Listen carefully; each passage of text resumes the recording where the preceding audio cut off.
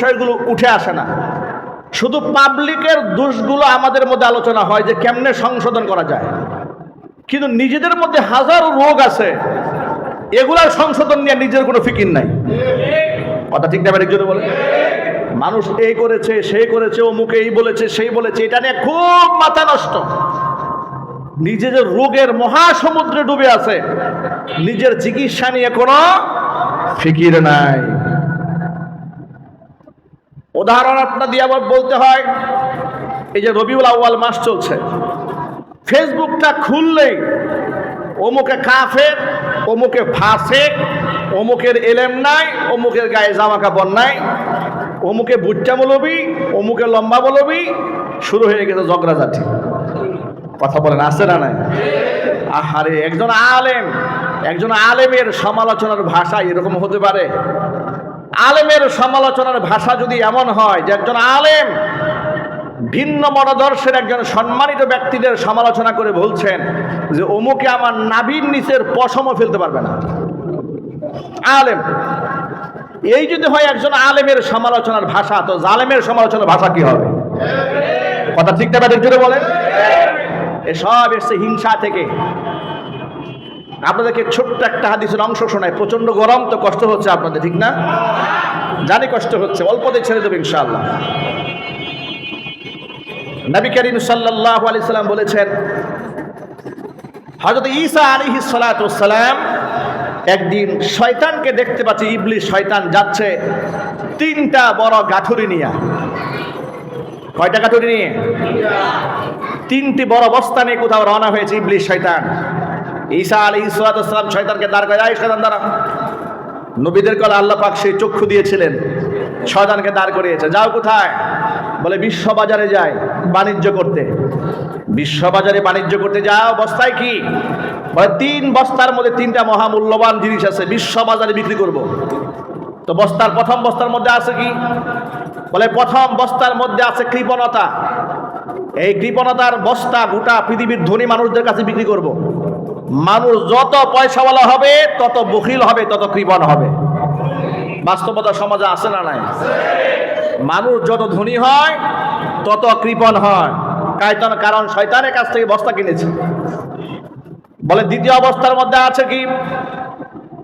দ্বিতীয় অবস্থার মধ্যে আছে হিংসা। কোথায় বিক্রি করবে? তামাম দুনিয়ার মধ্যে যত আলেম আছে, আলেমদের কাছে আমি হিংসা বিক্রি করব। তৃতীয় অবস্থার মধ্যে আছে কি? বলে তৃতীয় অবস্থার মধ্যে আছে জুলুম। কোথায় বিক্রি করবে? গোটা দুনিয়ার মধ্যে যত ক্ষমতাধর ব্যক্তি আছে, ক্ষমতার চেয়ারে যে বসবে, জুলুমের বস্তা তার কাছেই বিক্রি করব। যার কারণে ক্ষমতায় যেই ব্যক্তি যায় সেই ব্যক্তি বড় জালেম হয়ে যায়। এক জালেম ক্ষমতার মস্ত ছাড়ে তো আরেক জালেম আসে, ঠিক না? ঠিক জোরে বলে।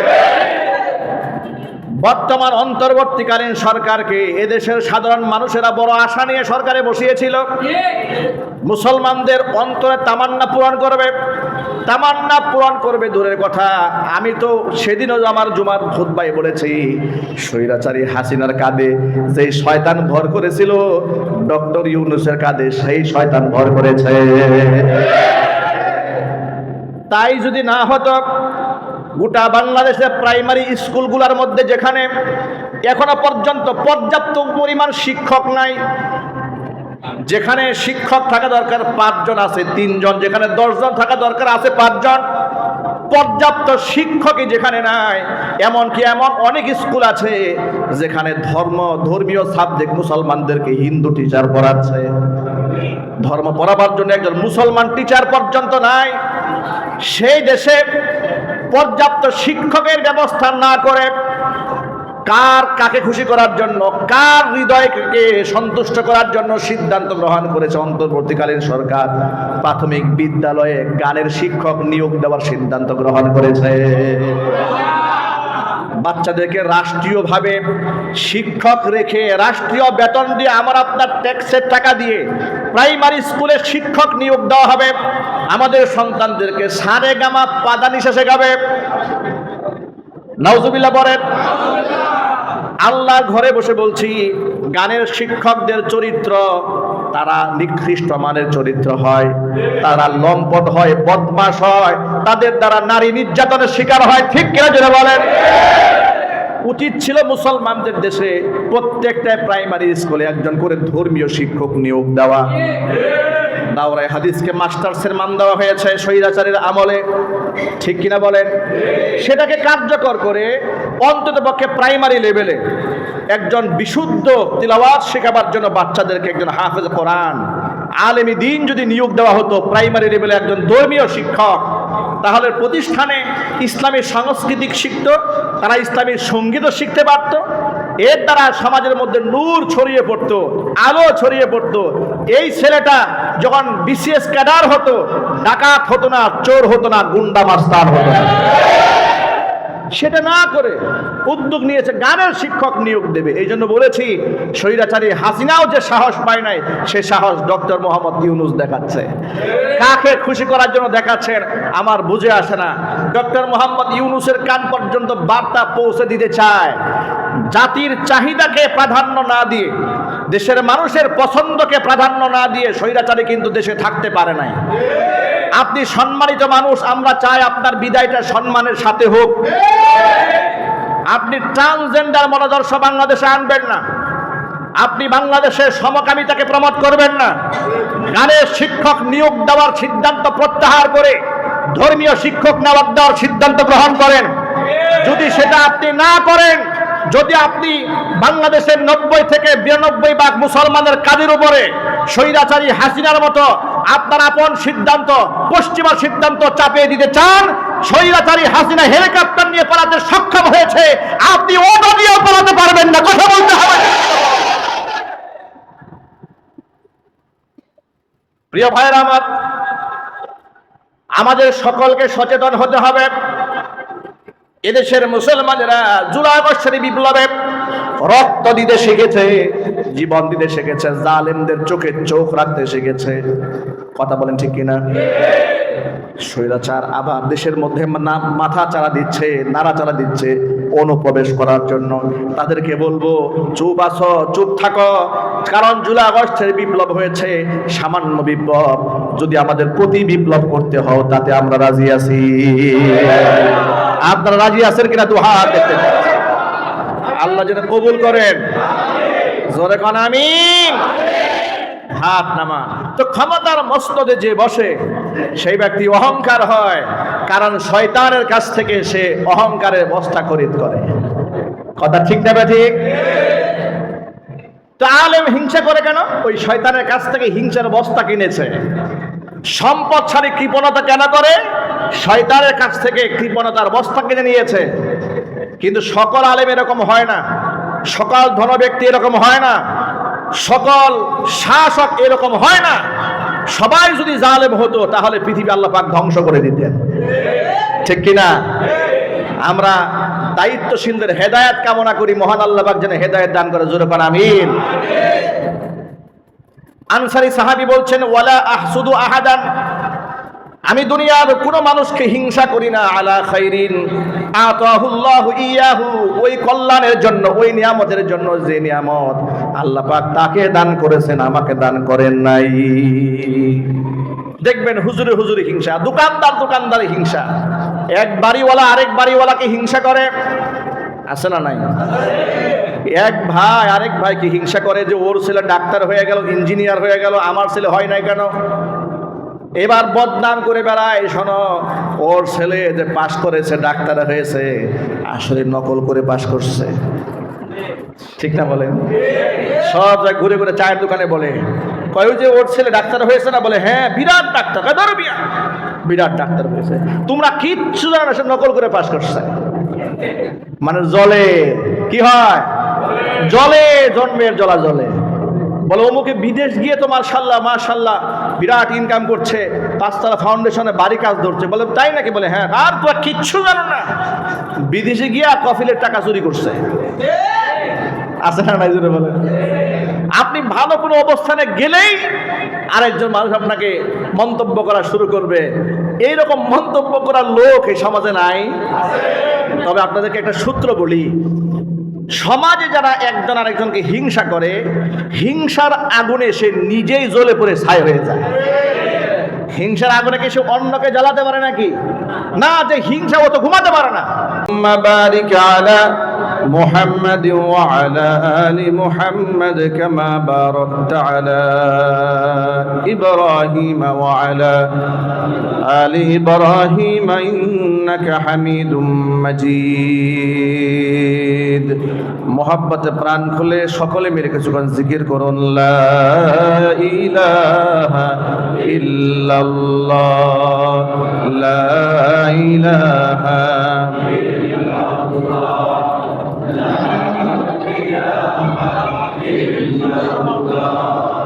لا إله إلا الله، لا إله إلا الله، لا إله إلا الله، لا إله إلا الله،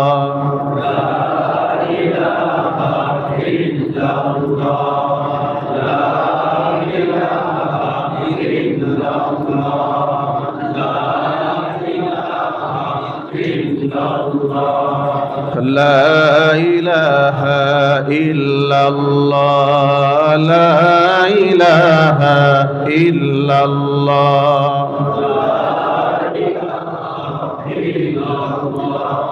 لا إله إلا الله محمد رسول الله সাল্লাল্লাহু আলাইহি ওয়াসাল্লাম। ঐতিহ্যবাহী খানপাড়া জুবাইদা খানম দারুল উলুম হাফিজিয়া মাদ্রাসা ও এতিমখানার হিফজ সমাপনী ছাত্রদের পাগড়ি প্রদান উপলক্ষে আয়োজিত বার্ষিক ওয়াজ ও দোয়া মাহফিলের শেষ অধিবেশনের সম্মানিত সভাপতি মুফতি নাসির উদ্দিন খান হাফিজাহুল্লাহ, খলিফা শাইখে ইমামবাড়ি আব্দুল মুমিন রহমাতুল্লাহ আলাইহি, মোহতারাম সভাপতির নেক হায়াত আল্লাহ তাআলা দারাজ করুন। আজকের ওয়াজ মাহফিলের সম্মানিত প্রধান অতিথি হযরত মাওলানা মুফতি আলহাজ মোহাম্মদ আব্দুল কাদের মোল্লা, এমডি জীবন ট্রাভেলস এজেন্সি এবং হাবের অর্থ সম্পাদক ও আরবি প্রভাষক ডেগের চালা ছয়দানা MU আলিম মাদ্রাসা, মোহতারাম প্রধান অতিথির নেক হায়াত আল্লাহ তাআলা দারাজ করেন। তার ট্রাভেলস সহ তার শিক্ষা প্রতিষ্ঠানের সমস্ত খেদমতকে আল্লাহ তাআলা কবুল করেন। প্রধান মেহমান হিসেবে আলোচনা করেছেন শেখুল হাদিস পীর কামেল আল্লামা মুফতি মাসউদুল করিম সাহেব দামাত বারাকাতুহুম মুদ্দাজিল্লুল আলিয়া, মুহতামিম টুঙ্গি দারুল উলুম মাদ্রাসা, মোহতারাম মুফতি মাসউদুল করিম হাফিজাহুল্লাহর নেক হায়াত আল্লাহ তাআলা দারাজ করেন। তার খিদমাতের ওয়াসাতকে আল্লাহ তাআলা বৃদ্ধি করে দেন।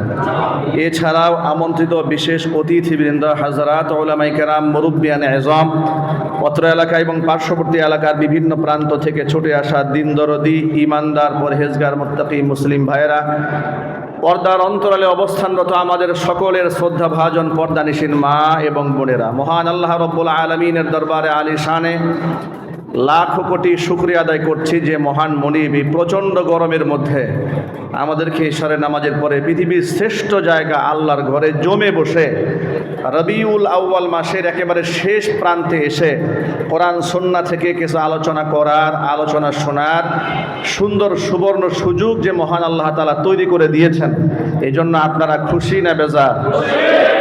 কম না বেশি? হৃদয়ের সবটুকুন ভালোবাসা উজাড় করে শ্রদ্ধা জড়িত কণ্ঠে আল্লাহ পাকের শেখানো ভাষায় শুকরিয়া আদায় করছি। জবান ছেড়ে দিয়ে সকলে একযোগে বলছি আলহামদুলিল্লাহ। রব্বানা লাকাল হামদ হামদান কাসীরা তাইয়িবান মুবারাকান ফীহি ইয়া রাব্বি লাকাল হামদু কামা ইয়ানবাগি লিজালালি ওয়াজহিকা ওয়া আযীমি সুলতানিকা। আল্লাহ তাআলা আজকের ওয়াজ মাহফিলকে কবুল করুন। যে সমস্ত ছেলেরা মাথায় হিফজ সম্পন্ন করে পাগড়ি পেয়েছে, কোরআনের নূর আল্লাহ রাব্বুল আলামিন তাদের সিনা থেকে গোটা জীবনময় ছড়িয়ে দেন। কাল কিয়ামতের কঠিন ময়দানে পিতা মাতা আত্মীয় স্বজন সহ আল্লাহ পাক এই কোরআনের সম্মানে অনেক অনেক বড় সম্মানের আসনে আল্লাহ পাক পৌঁছে দেন। তাদের পেছনে যারা শ্রম দিয়েছেন, ঘাম ঝরিয়েছেন, অর্থকড়ি ব্যয় করেছেন, কষ্ট করেছেন, আল্লাহ পাক যেন সকলকে এই ওসিলায় মাফ করে দেন। এই মসজিদ মাদ্রাসা যারা প্রতিষ্ঠা করেছে আল্লাহ পাক তাদের সকলকে মাফ করে দেন। অত্র এলাকার সমস্ত মুর্দেকানের কবরে আযাব আল্লাহ তাআলা কিয়ামত পর্যন্ত বন্ধ করে দিন। কাল হাসরের কঠিন ময়দানে আজকের এই আয়োজন আল্লাহ তাআলা আমাদের সকলের নাজাতের জারিয়া হিসেবে কবুল করেন। অনেক লম্বা ভূমিকায় না গিয়ে, যেহেতু গরম প্রচণ্ড, আমরা আজকে এমন কিছু আলোচনা করব কোরআন সুন্নাহ থেকে সংক্ষিপ্ত পরিসরে, যে আমলগুলো আমাদেরকে জান্নাতের পথে নিয়ে যাবে। আমরা বলি ইনশাআল্লাহ, এবং সেই কথাগুলো আমাদের মন গড়া নয়। আমরা হাদিস থেকে, কোরআন থেকে কোট করে করে আমরা আলোচনাগুলো শুনবো। আমরা বলি ইনশাআল্লাহ। এই যে আপনারা যেভাবে আমাকে পরিবেষ্টন করে বসে আছেন, নবী করিম সাল্লাল্লাহু আলাইহি ওয়াসাল্লামের একনিষ্ঠ ঘনিষ্ঠ খাদেম সাহাবী আনাস ইবনে মালিক রাদিয়াল্লাহু তাআলা আনহু তিনি বর্ণনা করছেন, হাদিসটা এসেছে মুসনাদে আহমদে। তিনি বলছেন, কুন্না মা রাসূলিল্লাহি সাল্লাল্লাহু আলাইহি ওয়াসাল্লাম, কুন্না জুলুসান মা রাসূলিল্লাহি সাল্লাল্লাহু আলাইহি ওয়াসাল্লাম, আমরা রাসূল পাক সাল্লাল্লাহু আলাইহি ওয়াসাল্লামকে পরিবেষ্টন করে বসে আছি। এমন সময় নবীজি সাল্লাল্লাহু আলাইহি ওয়াসাল্লাম বললেন, ইয়াতলু আলাইকুমুল আনা রাজুলুম মিন আহলিল জান্নাহ, তোমাদের মাঝে এই মুহূর্তে জান্নাতের একজন অধিবাসী প্রবেশ করবেন। কি চমৎকার কথা! বর্ণনাকারী সাহাবী হযরত আনাস ইবনে মালিক বলেন, এই কথা শুনে আমরা একেবারে খুব সতর্কতার সাথে তাকিয়ে রইলাম, অপেক্ষমান কোন ব্যক্তি আসে যাকে নবীজি সাল্লাল্লাহু আলাইহি ওয়াসাল্লাম জান্নাতি বলেছেন। ঠিক এই মুহূর্তে ইত্তালা আলাইনা রাজুলুম মিনাল আনসার, এখানে কোনো বিখ্যাত সাহাবী এলেন না। আনাস ইবনে মালিক বলেন, অবাক বিস্ময় হলো। এ কথা শোনার পরে আমরা মনে মনে ধারণা করেছিলাম জান্নাতবাসী কেউ হবেন, নিঃসন্দেহে তিনি তো বিখ্যাত কোনো সাহাবী হবেন। কিন্তু অবাক বিস্ময় হচ্ছে, তিনি আবু বকর নন, ওমর নন, ওসমান নন, আলী নন, আব্দুর রহমান ইবনে আউফ নন, সাদ বিন আবি ওয়াক্কাস নন, তালহা ইবনে জুবায়ের নন। বিখ্যাত সাহাবীদের মধ্যে কেউ নন। ঈদ তলা আলাইনা রাজুলুম মিনাল আনসার, একজন আনসারী সাহাবী আমাদের মধ্যে এসে প্রবেশ করলেন। তানতিফু লিহিয়াতুহু বিউদুইহি, ওযু করে এসেছেন মাত্র, ওযুর পানিটা তার গাল ভিজে ভিজে পড়ছে, দাড়ি ভিজে আছে ওযুর পানিতে। কদ আল্লাকা না আলাইহি বিয়াদিহি শিমাল, বাম হাতে জুতা ধরে দাঁড়িয়ে আছে। সুবহানাল্লাহ বলবেন না? মানে একেবারে সাধারণ মানুষ। ধরেন এখানে একটা মঞ্চে কোনো একজন বড় ব্যক্তি আসবেন, আমরা অধিক আগ্রহে থাকি না? কিন্তু মজলিসটা কেমন? আল্লাহ রসুল বলেছেন জান্নাতি ব্যক্তি প্রবেশ করবে।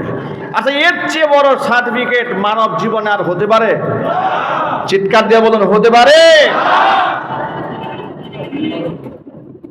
অবাক বিস্ময়ে তাকিয়ে রইলাম।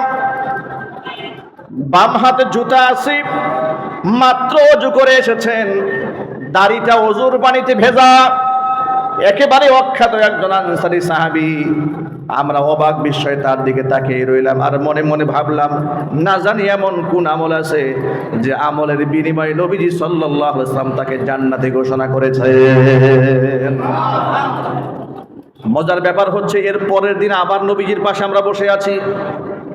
আবার নবীজি গতকালের মতো একই কথা বলে উঠলেন, ইয়াতলু আলাইকুমুল আন রাজুলু ইয়াতলু আলাইকুমুল আনা রাজুলুম মিন আহলিল জান্নাহ, তোমাদের মাঝে এই মুহূর্তে জান্নাতি একজন ব্যক্তি প্রবেশ করবেন।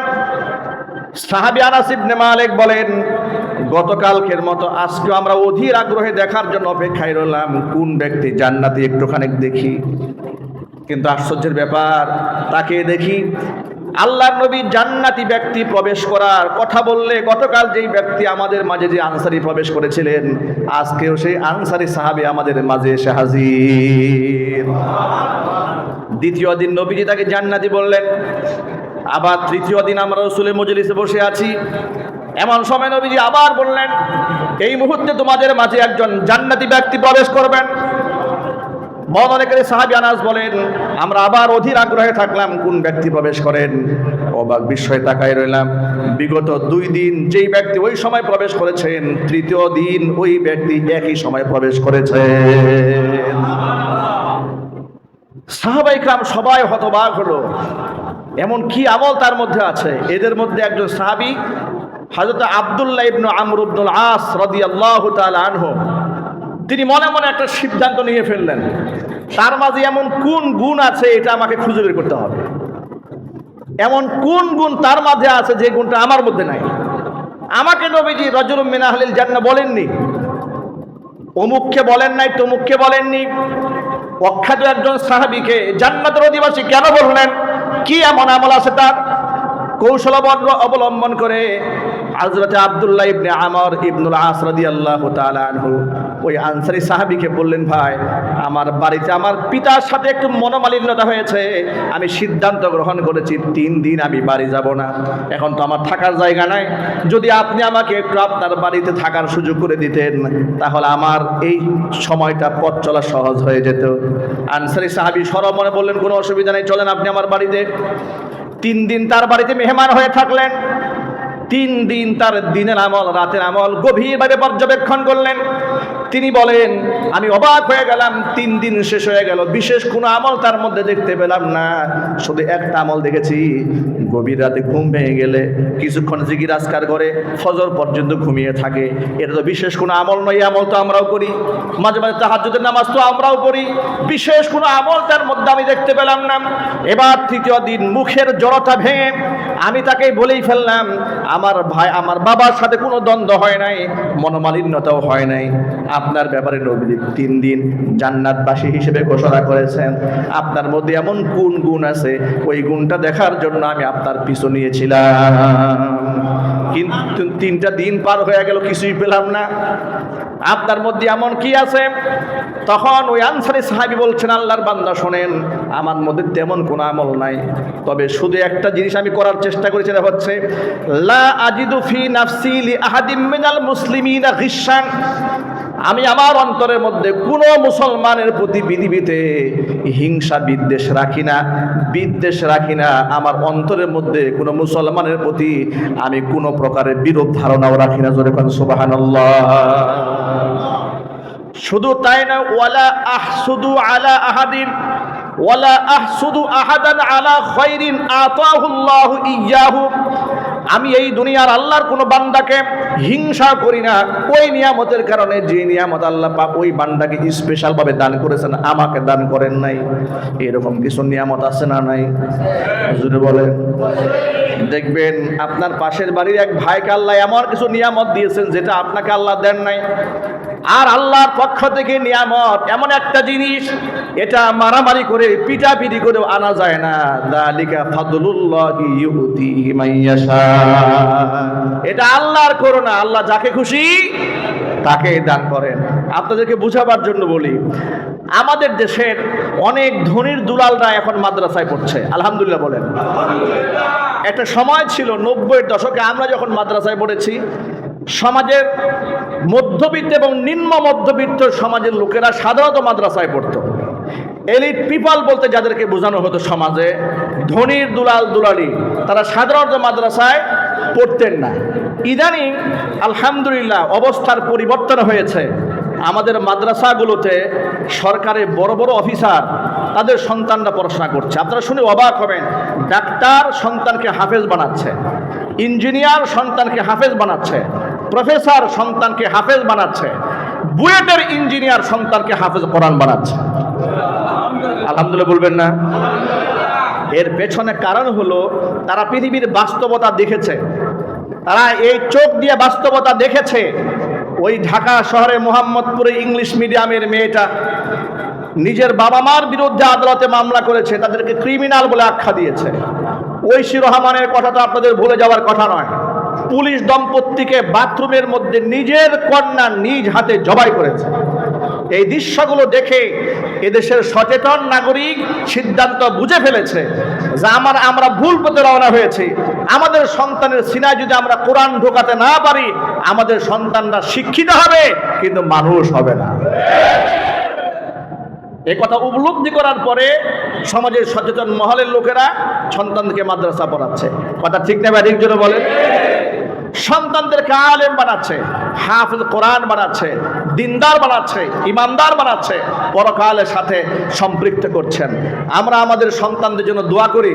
যারা সন্তানদেরকে মাদ্রাসায় দিয়েছেন, আমরা সবার জন্য দোয়া করি আল্লাহ পাক যেন আমাদের চক্ষু শীতলকারী সন্তান হিসেবে আমাদের সন্তানগুলোকে কবুল করে নেন। যে কথা বলতে চেয়েছিলাম সেটা হলো এই, বড় বড় আলেমদের সন্তান মাদ্রাসায় পড়ছে, অনেক সময় বিগড়ে যাচ্ছে। অনেক স্বনামধন্য ব্যক্তিবর্গ সন্তান বিগড়ে যাচ্ছে। আবার গার্মেন্টস শ্রমিক, খেটে খাওয়া মানুষ, তার সন্তানরা আন্তর্জাতিক প্রতিযোগিতায় সন্তান 30 পারা কোরআন প্রতিযোগিতায় 1 নম্বর হয়ে যাচ্ছে। আল্লাহু আকবার বলেন। হাফেজ সালেহ আহমদ তাকরিম কোরআন প্রতিযোগিতায় পুরা বিশ্বের মধ্যে 1 নম্বর হয়েছে। তার বাবা একটা মাদ্রাসার হিফজখানার শিক্ষক। একটু চিন্তা করেন, একটা মাদ্রাসার হিফজখানার শিক্ষক, তিনি কয় টাকা বেতন পান? 15,000, 20,000, 25,000, 30,000, 40,000 ওভার ধরলাম, এর থেকে বেশি পাওয়ার কথা নয়। একেবারে জীর্ণ শীর্ণ পরিবার থেকে উঠে এসে বিশ্ব মঞ্চে আল্লাহর কোরআন নিয়ে পৃথিবীর মধ্যে 1 নম্বর হয়ে গেলেন। আল্লাহু আকবার বলেন। আবার কত শিল্পপতির ছেলেদেরকে রশি দিয়েও বেঁধে মাদ্রাসায় রাখা যাচ্ছে না। কথা ঠিক না ঠিক যেটা বলে, ওয়াযালিকা ফাদলুল্লাহি ইউতিহি মান ইয়াশা। এটা যাকে খুশি আল্লাহ পাক দান করেন। এটা আপনি হিংসা করে আপনি আরেকজনের অর্জনকে ছিনিয়ে নিতে পারবেন না। আশ্চর্যের ব্যাপার হলো, দুঃখজনক ব্যাপার হলো, হিংসা করে মানুষ কোনোদিন বড় হয় না, বরং পিছিয়ে যায়। হিংসা করা মানে আল্লাহর কুদরতকে অস্বীকার করা। হিংসা করা মানে হচ্ছে আল্লাহর সিদ্ধান্তকে চ্যালেঞ্জ করা। ঠিক না? মানে আল্লাহ পাক ওরা দিল কেন, আমার দিল না কেন? আল্লাহর সিদ্ধান্তে নারাজ হওয়া মানে হিংসা করা। এই আনসারী সাহাবী বলছেন, লা আহসুদু আহাদান, আমি পৃথিবীর কোনো মানুষকে হিংসা করি না, আলা খাইরিন, ওই কল্যাণের জন্য, আতাহুল্লাহু ইয়াহু, যে নিয়ামত আল্লাহ পাক তাকে দান করেছে আমাকে দেন নাই, আমি এটা নিয়ে কখনো হিংসা করি না। কিন্তু আমাদের প্রতিবেশীর মধ্যে হিংসা আছে না নাই? আলেমদের মধ্যে হিংসা আছে না নাই? বক্তাদের মধ্যে হিংসা আছে না নাই? আজীব ব্যাপার। মানুষ শিখবে কার কাছ থেকে? একজন আলেম আরেক আলেমের সমালোচনা করছে ঘৃণ্য ভাষায়, একবার উলঙ্গ সমালোচনা, আছে না নাই? হিংসা করছে। এক মাদ্রাসার মুফতি আরেক মাদ্রাসার মুফতি মুহাদ্দিসকে সমালোচনা করছে। এক মসজিদের ইমাম পার্শ্ববর্তী মসজিদের ইমামকে আখ্যা দেয়, নিজের মুসল্লিকে বলে যে ওর তো কোনো এলেম কালাম নাই, ওর কোনো জ্ঞান বুদ্ধি নাই, একদম জাহেলে মুরাক্কাব। আমি হলাম অনেক বড় আলেম। এই মনোভাবের লোক সমাজে আছে না নাই? এর একটা কারণ আছে। আল্লাহ আমাদেরকে হেদায়েত দান করুন। আমিন। বলুন আমিন। সাধারণত আলেম সমাজের ঘরোয়া মজলিসে এই ওর মনে দুঃখ, কষ্ট, রাগে, ক্ষোভে, ওর মধ্যে ঘুম নাই, ওর মধ্যে কোনো সুকুন নাই, ওর মধ্যে কোনো শান্তি নাই। কিন্তু যেই ব্যক্তি উদার হয়, মানুষের ক্ষমা করে, মুহাব্বত করে, ও যখন বিছানার মধ্যে কোনো মতো বালিশে পিঠটা লাগায়, বালিশে মাথা লাগায়, সাথে সাথে আল্লাহর পক্ষ থেকে সুকুন দিয়ে আল্লাহ তৃপ্তির ঘুম তাকে বাড়ায় দেয়। এই জন্য আমি ওই সাহাবীর জীবন থেকে আমরা এই অংশটা শিক্ষা গ্রহণ করতে পারি। সাহাবী বলেছেন, আমি কোনো মুসলমানের প্রতি আমার মনের মধ্যে হিংসা রাখি না, কাউকে বিদ্বেষ পোষণ করি না। আমরা কি হিংসামুক্ত জীবন করতে পারবো ইনশাআল্লাহ? আল্লাহ যেন কবুল করেন, জোরে কোন আমিন। মানুষকে ক্ষমা করার গুণ আমরা মুহাম্মদ সাল্লাল্লাহু আলাইহি ওয়াসাল্লামের জীবন থেকে আমরা নিতে পারি। আল্লাহর হাবিব সাল্লাল্লাহু আলাইহি ওয়াসাল্লাম যখন মক্কা বিজয় করলেন 8ম হিজরিতে, হুজুরের সাহাবী হযরতে আব্দুল্লাহ ইবনে আব্বাস রাদিয়াল্লাহু তাআলা আনহুমা হাদিসের রাবি, হাদিসটা বুখারী শরীফের মধ্যে এসেছে। আব্দুল্লাহ ইবনে আব্বাস রাদিয়াল্লাহু তাআলা আনহু বলছেন, লাম্মা ফাতাহা রাসূলুল্লাহ সাল্লাল্লাহু আলাইহি ওয়াসাল্লাম মক্কা, মুহাম্মদ সাল্লাল্লাহু আলাইহি ওয়াসাল্লাম 10,000 সৈন্য নিয়ে মক্কায় প্রবেশ করেছেন। সশস্ত্র 10,000 সাহাবী নিয়ে কোথায় প্রবেশ করলেন? মক্কাতুল মুকাররমায়। সেই মক্কায় ঢুকলেন যে মক্কা থেকে রাতের আধারে তিনি বিতাড়িত হয়েছিলেন, যে মক্কার লোকেরা তিনি নামাজ পড়তে গেলে উটের ভুঁড়ি মাথায় চাপিয়ে দিয়েছে, সেই মক্কায় প্রবেশ করেছেন। চোখের সামনে ওই সমস্ত লোকদের দেখা যাচ্ছে যারা তাকে মেরেছে, যারা তাকে গালমন্দ করেছে, যারা তাকে হত্যা করতে চেয়েছে। এমন শত্রু চতুর্দিকে আছে। আর এমন কিছু শত্রু আছে মুহাম্মদ সাল্লাল্লাহু আলাইহি ওয়াসাল্লামের ভয়ে যারা এলাকা ছেড়ে পালিয়ে গেছে, যেমন ইকরিমা ইবনে আবু জাহাল এলাকা ছেড়ে পালিয়ে গেছে, একদম ইয়ামান অঞ্চলে চলে গেছে। এইভাবে কুখ্যাত কাফেররা এলাকা ছেড়েছে, আর কিছু কুখ্যাত কাফেররা এলাকার মধ্যে অবস্থান করছে, কিন্তু অন্তরের মধ্যে ভয়, জীবন আর বাঁচবে না। কারণ আকাম যা করেছে এত বুঝে ফেলেছে, যদি এটার ন্যায্য বিচার হয় একটার কল্লা থাকবে না। কথা ঠিক না ঠিক? ওই যে যারা দেশ ছেড়ে পালিয়েছে জুলাই আগস্টের বিপ্লবে, ওরা পালাইলো কেন? ওরা নিজেরা জানে যে আমরা মানুষের উপর যে জুলুম করেছি, আমরা মানুষকে গুম করেছি, খুন করেছি, নির্বিচারে মানুষদেরকে হত্যা করেছি, বিনা অপরাধে আলেমদেরকে বছরের পর বছর কারাগারে আটকায় রেখেছে। কথা ঠিক না ঠিক? ইদানিং দেখি পতিত সরকারের কিছু লোকেরা ফেসবুকে স্ট্যাটাস দেয় যে শুধুমাত্র দল করার কারণে তিনি আজকে জেলখানায়। আহারে, এর একটা বিচার হওয়া দরকার। মানে মনে কষ্ট শুধু দল করার কারণে। আমি তাদেরকে বলতে চাই, এ তো না দল করে একটু জেলখানায় ঢুকেছে, কারণ দল তো অন্যায় করেছে। আমরা তো স্বৈরাচারে আমলে কোনো দল করি নাই, শুধু আমরা তাফসীর মাহফিলে আল্লাহর কথা বলেছি, কোরআনের কথা বলেছি। রাম এবং বামেরা ইসলাম বিরোধী কর্মকাণ্ড করলে তাদের বিরুদ্ধাচরণ করেছি, তাদের বিরুদ্ধে স্লোগান দিয়েছি। এই অন্যায়, এটাকে অন্যায় সাজিয়ে মিথ্যা মামলা দিয়ে ওরা আমাদেরকে বছরের পর বছর আদালত চত্বরে আমাদেরকে হাজিরা দিয়েছে। ওরা মাহফিল মঞ্চ থেকে আমাদেরকে ধরে নিয়ে গেছে। ওদের কুকর্ম তো এই জাতি ভুলে যায় নাই। কথা ঠিক কিনা বলেন?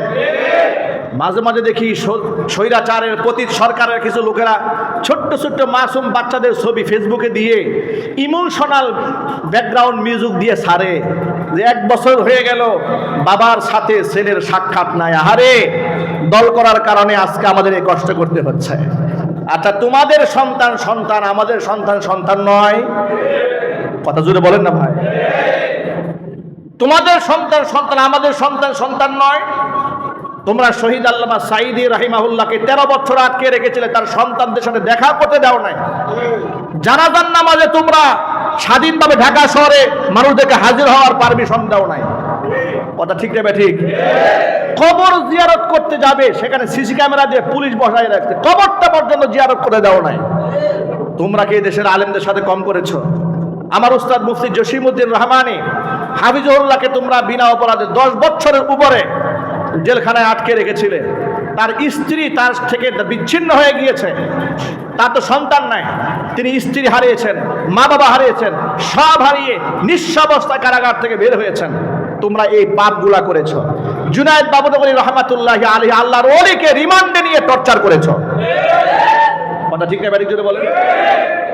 আল্লাহ মামুনুল হক হাফিজাহুল্লাহর মতো একজন সিংহ পুরুষকে 3 বছর মিথ্যা মামলায় তোমরা আটকে রেখেছিলে।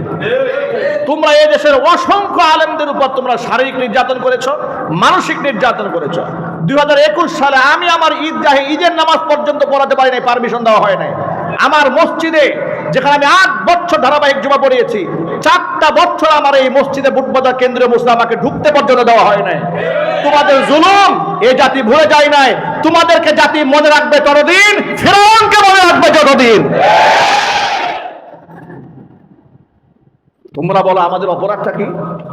তোমাদের অপরাধের ফিহিরিস্তে তুলে ধরতে গেলে সারা রাত চলে যাবে, তোমাদের অপরাধ বর্ণনা করে শেষ করা যাবে না। তোমরা বলো অপরাধটা কি? তোমরা স্বাধীনভাবে আমাদেরকে ওয়াজ মাহফিলে কথা বলতে দাও নাই। আমাদের মাহফিল মঞ্চ 1 দিন আগে তোমরা ভেঙে দিয়েছো। নিজের চেহারায়, আয়নাগুলো নিজের চেহারায় দেখো, আর বিগত কুকর্মগুলো স্মরণ করো, আল্লাহর কাছে তওবা করো। এখনো সময় আছে, আল্লাহর কাছে তওবা করো আর জাতির কাছে নিঃশর্ত ক্ষমা ভিক্ষা চাও। জাতির কাছে ক্ষমা চাবে দূরের কথা, ফেসবুকে আমাদেরকে থ্রেট করে, আমরা আসতেছি দেখে নেব, হ্যান করেঙ্গে ত্যাগ করেঙ্গে, লাঠিকে আপনার মুগর ভরেঙ্গে।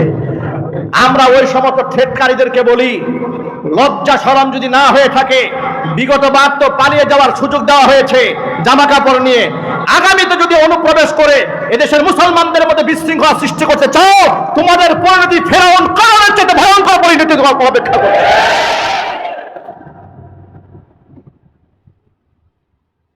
প্রিয় বন্ধুগণ আমার, আল্লাহর নবী সাল্লাল্লাহু আলাইহি সাল্লাম মক্কা বিজয় হয়ে যাওয়ার পরে কুরাইশী কুখ্যাত কাফেরদের সামনে দাঁড়ালেন, দাঁড়িয়ে বললেন, ইয়া আহলা কুরাইশ, ইয়া কওমা কুরাইশ, হে কুরাইশের লোকেরা, মা তারাউনা আন্নী ফাইলুম বিকুম, আমি তোমাদের সাথে কি আচরণ করতে পারি, তোমরা কি সিদ্ধান্ত, তোমরা আমার কাছ থেকে কি আচরণ আশা করো? কুরাইশের লোকেরা বলল, আখুন কারীমুন ওয়াবনু আখিন কারীম। কালু খায়রান, তারা বলল, মুহাম্মদ সাল্লাল্লাহু আলাইহি ওয়াসাল্লাম, আমরা আপনার কাছ থেকে কল্যাণকর ফয়সালা আশা করি, কল্যাণকর মুআমালা আশা করি। আখুন কারীমুন, আপনি আমাদের মহৎ ভাই, ওয়াবনু আখিন কারীম, এক মহৎ ভাইয়ের ছেলে। সুবহানাল্লাহ বলেন। মানে বুঝিয়েছ মুহাম্মদ, আপনি তো আমাদের ভাই হন। আবার যারা বয়সে সিনিয়র তারা বলছে, তুমি তো আমাদের ভাতিজা হও। তো সুতরাং তুমি একজন মহান ব্যক্তি, তোমার বাবা একজন মহান ব্যক্তি ছিলেন, তুমি মহান ব্যক্তির ছেলে, সুতরাং মহান ব্যক্তির কাছ থেকে তার ভাইরা যে আশা করতে পারে, ভালো আচরণ তো ছাড়া খারাপ আচরণ করতে পারে না, আমরা তোমার কাছ থেকে সেই কল্যাণের আশা করি। মুহাম্মদ সাল্লাল্লাহু আলাইহি ওয়াসাল্লাম তখন কি বললেন শোনেন। আল্লাহর নবী তখন জবাব দেয়া বলেন, কুফার কুরাইশ, শুনে রেখো, আমার ভাই নবী ইউসুফ আলাইহিস সালাতু ওয়াস সালাম 37 বছর দেশান্তরিত থাকার পরে তার জানি দুশ্মন 10 ভাইকে হাতের কাছে পাওয়ার পরে প্রতিশোধ না নিয়ে তিনি যে বক্তব্য দিয়েছিলেন, তোমাদের জন্য আমার সেই একই বক্তব্য। ইউসুফ আলাইহিস সালাতু ওয়াস সালাম তার ভাইদেরকে পূর্ণ প্রতিশোধ নেওয়ার ক্ষমতা থাকার পরে বলেছিলেন, লা তাসরিবা আলাইকুমুল ইয়াউম, তোমাদের প্রতি আমার আর কোনো ভর্ৎসনা নাই, তিরস্কার নাই, অভিযোগ নাই, আমি আল্লাহর জন্য তোমাদের ক্ষমা করে দিলাম। মক্কাবাসীকে ডাক দিয়ে আল্লাহর হাবিব বললেন, ও মক্কাবাসীর লোকেরা, তোমরা আমাকে মারতে চেয়েছিলে, কাটতে চেয়েছিলে, আজকে আমি আল্লাহর সন্তুষ্টি কল্পে তোমাদের সকলকে আজাদ করে দিলাম। ক্ষমা করে দেওয়া এটা মহৎ গুণ। আল্লাহ পাক যেন আমাদের ভাইদেরকে ক্ষমা করে দেওয়ার তৌফিক দান করেন। তবে যারা অপরাধী, যারা কুখ্যাত সন্ত্রাসী ছিলেন, এরকম 10-12 জনের তালিকা মুহাম্মদ সাল্লাল্লাহু আলাইহি ওয়াসাল্লাম করে রেখে দিয়েছিলেন, যাদেরকে আল্লাহর নবী ক্ষমা করেন নাই, ক্ষমা করেননি। তবে যাদের ব্যাপারে শাস্তি দেওয়ার সিদ্ধান্ত নিয়েছিলেন, তারাও পরবর্তী ইসলাম ধর্ম গ্রহণ করার কারণে নবীজি সাল্লাল্লাহু আলাইহি ওয়াসাল্লাম তাদেরকেও মাফ করে দিয়েছিলেন। এমন উদার ছিলেন মুহাম্মদ রাসূলুল্লাহ সাল্লাল্লাহু আলাইহি ওয়াসাল্লাম। আমরা সেই রহমতের নবীর উম্মত, সুতরাং আমরা আমাদের মধ্যে উদারতা রাখবো, মোহাব্বত রাখবো, একে অপরের প্রতি ভালোবাসা রাখবো। আমরা এক মুসলমান অপর মুসলমানকে আমরা হিংসা করব না। আমরা বলি ইনশাআল্লাহ। হিংসা এক ভয়াবহ গুনাহ, যে হিংসার আগুনে হিংসুক নিজে জ্বলে পড়ে ছাই হয়ে যায়। হিংসা মানুষের আমল নামাকে জ্বালিয়ে শেষ করে দেয়। শুকনা খড়কোটা, শুকনা লাকড়িকে যেভাবে জ্বালিয়ে পড়ে শেষ করে দেয়, অনুরূপভাবে হিংসা মানুষের আমল নামা জ্বালিয়ে শেষ করে দেয়। আল্লাহ পাক যেন নবী করিম সাল্লাল্লাহু আলাইহি ওয়াসাল্লামের সিরাত থেকে এই শিক্ষা, উদারতার শিক্ষা আমাদের গ্রহণ করার তৌফিক দান করেন। হুজুর বলেন আল্লাহুম্মা আমিন। প্রিয় যুবক ভাইরা, আমরা কোরআন মাজিদ থেকে ছোট্ট একটা আয়াত কারিমা তেলাওয়াত করেছিলাম। আল্লাহ তাআলা আয়াতের মধ্যে বলেছেন, আল্লাযীনা ইউনফিকুনা ফিস সাররাই ওয়াদ দাররা, সচ্ছল অসচ্ছল অবস্থা যারা আল্লাহর পথে খরচ করে, ওয়াল কাযিমিনাল গাইজ, নিজের রাগকে ক্রোধকে নিয়ন্ত্রণ করে, ওয়াল আফিনা আনিন নাস, মানুষদেরকে ক্ষমা করে দেন, ওয়াল্লাহু ইউহিব্বুল মুহসিনিন, আল্লাহ তাআলা মুহসিনদেরকে ভালোবাসেন। আমাদেরও রাগ আছে, গুসা আছে, ক্রোধ আছে, সেটা আমরা আল্লাহর কারণে, আল্লাহর ভয়ে আমরা কন্ট্রোল করবো। আমরা বলি ইনশাআল্লাহ। আমরা মানুষদেরকে ক্ষমা সুন্দর দৃষ্টিতে দেখবো, বলেন ইনশাআল্লাহ। মানুষের সাথে উত্তম আচরণ করবো, আমরা পারবো তো ইনশাআল্লাহ? কারা কারা পারবেন হাত দেখান। আজকের পর থেকে আমাদের মধ্যে কোনো হিংসা থাকবে না, বলেন ইনশাআল্লাহ। কোনো মুসলমানের উপর কোনো বিদ্বেষ থাকবে না, বলেন ইনশাআল্লাহ। আল্লাহ রাব্বুল আলামিন যেন আমাদেরকে কবুল করেন, মঞ্জুর করেন, জোরে বলেন আমিন। আমি মাদ্রাসার জন্য দোয়া করছি, প্রতিষ্ঠানের জন্য দোয়া করছি, এবং সাথে সাথে মসজিদ কমিটির সভাপতি, সেক্রেটারি, জমিদাতা, মোতাওয়াল্লি, মুহিব্বিন সকলের জন্য দোয়া করছি। আপনারা আমাদের জন্য দোয়া করবেন। আমাদের প্রতিষ্ঠান জামিয়া মাদানিয়া আরাবিয়া গাজীপুর, আমাদের প্রতিষ্ঠান সম্পর্কে জানেন তো আপনারা সকলে। আমাদের মাদ্রাসার জন্য দোয়া করবেন। আল্লাহ রাব্বুল আলামিন উম্মার কল্যাণে বাংলাদেশের প্রত্যেকটা প্রতিষ্ঠানকে কবুল করে নেন এবং প্রতিষ্ঠানের সকল হাজাত আল্লাহ পাক তার গায়বে খাজানা থেকে মিটিয়ে দেন। সকলে বলেন আল্লাহুম্মা আমিন। ইস্তিগফার বলেন, আস্তাগফিরুল্লাহ রাব্বি মিন কুল্লি যামবি ওয়া আতুবু ইলাইহি ওয়া লা হাওলা ওয়া লা কুওয়াতা ইল্লা বিল্লাহিল আলিয়্যিল আযীম। আল্লাহুম্মা সাল্লি আলা মুহাম্মাদ ওয়া আলা আলি মুহাম্মাদ কামা সাল্লাইতা আলা ইব্রাহিম ওয়া আলা আলি ইব্রাহিম ইন্নাকা হামিদুম মাজিদ।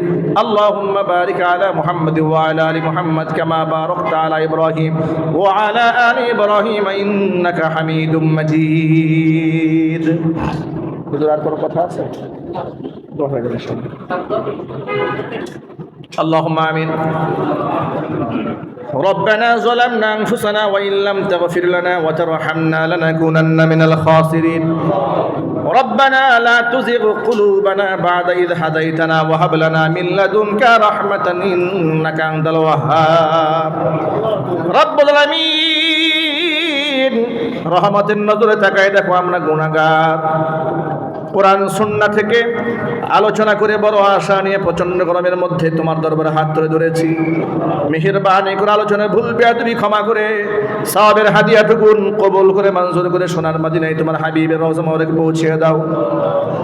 তামাম পৃথিবীর মাটির নিচে যত মুমিন মুমিনাত মুসলিমিন মুসলিমাত চির বিদায় হয়ে চলে গেছেন তাদের আরো শুকরিয়া জ্ঞাপন করলো। ওই ব্যক্তির জন্য লেখা হয়েছে যে আল্লাহ রব্বুল আলামিনের বানানো, আল্লাহ রব্বুল আলামিনের সাজানো, আল্লাহ রব্বুল আলামিনের গোছানো 8টা জান্নাতের দরজা তার জন্য খুলে দেয়। বলেন সুবহানাল্লাহ। এরে ভাই, আমরা যে সুবহানাল্লাহ বললাম, এর জন্য আমাদের জান্নাতে এরকমভাবে গাছ রোপণ হয়ে গিয়েছে। এই জায়গাটা তো এমনি দামি মসজিদ, এখানে যে আমরা আসতে পারছি, আল্লাহ রব্বুল আলামিন আমাদেরকে কবুল করছেন বিদায় আমরা এখানে আসতে পারছি। যেমন যদি আপনি দেখেন কোনো একটা বাড়ি বানানোর জন্য কোনো মিস্ত্রি নিয়ে আসছে, আপনারাই অনেক বাড়ি বানান, দোকান বানান বা যে কোনো একটা বিষয় বানান, বানানোর জন্য ধরেন বাড়ির উদাহরণই দেই, বাড়ি বানানোর জন্য একটা মিস্ত্রি নিয়ে আসছেন। দেখা গেল এই বাড়িটা খুব সুন্দর মতো বানায় দিছে, পরবর্তীকালে আপনি আরেকটা বাড়ি বানাইতে চাইতেছেন। আপনি যখন আরেকটা বাড়ি বানানোর নিয়ত করছেন, যেহেতু আগের যে মিস্ত্রি বাড়িটা বানাইছিল সেই বাড়িটা আপনার কাছে অনেক ভালো লাগছিল, অনেক পছন্দ হয়েছে, আপনি যখন আরেকটা বাড়ি বানাবেন ঠিক ওই মিস্ত্রিকে আবার ডাকবেন যে ভাই, আপনি যে আগে বাড়িটা বানায় দিছিলেন বাড়িটা তো খুব ভালো লাগছে, খুব মজবুত, খুব সুন্দর করে বানাইছেন। কেন? আগের কাজটা তার পছন্দ হয়েছে। ঠিক তেমনিভাবে আল্লাহ রব্বুল আলামিনও আমরা ইশারা ইঙ্গিত দ্বারা বুঝতে পারি যে আল্লাহ রব্বুল আলামিন হয়তো আমাদের কিছুক্ষণ আগের আমলটা কবুল করছেন বিদায় আমাদেরকে আবার তার মসজিদে আনছেন। বলেন আলহামদুলিল্লাহ। আমরা বুঝতে পারি আল্লাহ রব্বুল আলামিন হয়তো আমাদেরকে পছন্দ করছেন বিদায় আমাদেরকে আবার মসজিদে আনছেন, আবার এই ওয়াজ মাহফিলের ভিতরে আনছেন। আমি কোরআনুল কারীম থেকে ছোট্ট একটি আয়াতে কারিমা তিলাওয়াত করেছি। আকায়ে নামদার তাজেদারে মদিনা সরকারে দো আলম নবী মুহাম্মদুর রাসূলুল্লাহ বলেন সাল্লাল্লাহু আলাইহি ওয়াসাল্লামের অসংখ্য হাদিস থেকে বরকতের জন্য এক টুকরা হাদিস তেলাওয়াত করেছি। মুহাম্মদুর রাসূলুল্লাহ বললে কি বলতে হয়? সাল্লাল্লাহু আলাইহি ওয়াসাল্লাম বলতে হয়। হুজুর একটু আগেও বললেন যে 10 বার আমরা দুরূদ শরীফ পড়ি। আমরা বেশি বেশি দুরূদ শরীফ পড়ব, বেশি বেশি দুরূদ শরীফ পড়ব। কেননা এই দুরূদ শরীফ পড়ার দ্বারা আল্লাহ রব্বুল আলামিন এবং তার রাসূল সাল্লাল্লাহু আলাইহি ওয়াসাল্লাম অনেক খুশি হন। দুরূদ অনেক ফজিলতের বিষয়। আওলাদে রসুল সৈয়দ আরশাদ মাদানী দামাত বরকাতুহুম রসুলের বংশধর। তিনি গত বছর ঢাকা সফরে আসছিলেন, বাংলাদেশ সফরে আসছে, ঢাকা কোথাও এক জায়গা বয়ান করতেছিলেন। তার মেয়ে রসুল সাল্লাল্লাহু আলাইহি ওয়াসাল্লামকে স্বপ্নে দেখছে। স্বপ্নে দেখার পরে বলতেছে, ইয়া রাসূলুল্লাহ, আপনারা তো কবরের ভিতরে জিন্দা, সমস্ত নবী রাসূল কবরের ভিতরে কি জিন্দা। আল আহিয়া ও আম্বিয়া উন ফিল কুবুরি, সমস্ত নবী রাসূল কবরের ভিতরে জিন্দা। তো তার মেয়ে জিজ্ঞেস করতেছে, ইয়া রাসূলুল্লাহ, আপনি তো এরকম ভাবে জিন্দা নবী, তাহলে আপনি কি খান কবরের ভিতরে, কি রিজিক বক্ষণ করেন রসুল?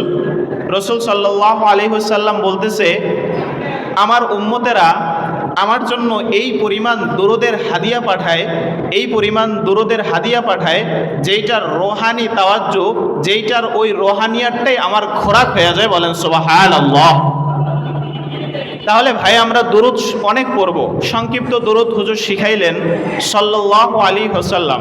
বড়টা না পড়ি, ছোটটা পড়তেছি, হাঁটতেছি তো পড়তেছি, এরকমভাবে কোথাও যাইতেছি তো দুরুদ পড়তেছি সাল্লাল্লাহু আলাইহি ওয়াসাল্লাম। রসুল খুশি হবে। আপনার নাম ঠিকানা সহ রসুলের রওজার ভিতরে যায় পৌঁছায় দিবে, হে আল্লাহর রসুল, অমুকের ছেলে অমুক আপনার জন্য দুরুদ পাঠাইছে। তো আকায়ে নামদার তাজেদারে মদিনা সরকারে দো আলম নবী মুহাম্মদুর রাসূলুল্লাহ সাল্লাল্লাহু আলাইহি ওয়াসাল্লামের অসংখ্য হাদিস থেকে বরকতের জন্য এক টুকরা হাদিস তেলাওয়াত করেছি। উক্ত আয়াত এবং হাদিসে আল্লাহ এবং তার রসুল সাল্লাল্লাহু আলাইহি ওয়াসাল্লাম আমাদেরকে একটি বিশেষ ঠিকানা দিতেছেন, যে আপনার আমার আসল বাড়ি কোথায়। বলেন তো ভাই, আপনার আমার আসল বাড়ি কোথায়? বলেন বলেন, জোরে বলেন। আপনার আমার আসল বাড়ি অনেকেই বলতেছেন কবর, অনেকেই মাশাআল্লাহ বলতেছেন জান্নাত। আসলে কবর আপনার আমার আসল বাড়ি নয়। কবর আপনার আমার আসল বাড়ি নয় কেন? কবর হলো ক্ষণস্থায়ী একটা জায়গা। আমরা মৃত্যুবরণ করব, মৃত্যুবরণ করার পরে আমরা কবরে যাব। কবরে যাওয়ার পরে কিন্তু এখানে চিরস্থায়ীভাবে থাকবো না। আমাদেরকে হয়তো জান্নাতে দিবে অথবা জাহান্নামে দিবে। জাহান্নাম তো কোনোদিন বাড়ি হইতে পারে না, ভালো ঠিকানা হইতে পারে না। অবশ্যই বাকি রইল জান্নাত। এই জান্নাত এটা হইল আমাদের বাড়ি, আসল বাড়ি। এই কথাটা কোরআনের ভিতরে আল্লাহ রাব্বুল আলামিন বলে দিছেন। এর আগে একটা উদাহরণ বুঝে নেন, আপনাদের কথাটা বুঝতে সহজ হবে। কথার কথা, আপনাদের এই এলাকায় এই খানপাড়াতে কেউ একজন অনেক বড় ব্যবসায়ী, তার বাড়ি এখানে না, তার বাড়ি হইল কথার কথা সেই ময়মনসিংহ, সেই ব্রাহ্মণবাড়িয়া, সেই আপনার কিশোরগঞ্জ, যে কোনো এক জায়গা তার বাড়ি। কিন্তু ব্যবসা, এখানে ব্যবসা করে, অনেক বড় একজন বিজনেসম্যান, ব্যবসা করতেছে। এখন তাই সে এখানেও বাড়ি করছে, ঠিক আছে, এখানেও বাড়ি করছে। তো আপনি যখন তাকে প্রথমে জিজ্ঞেস করবেন, ভাই আপনার বাড়ি কোথায়, সে কিন্তু আগে বাবার পরিচয়টা দিবে। বলবে যে আমার বাড়ি সেই কিশোরগঞ্জ, ব্রাহ্মণবাড়িয়া, ময়মনসিংহ, যে কোনো এক জায়গা যেখানে বাড়ি সেইটা আগে বলবে।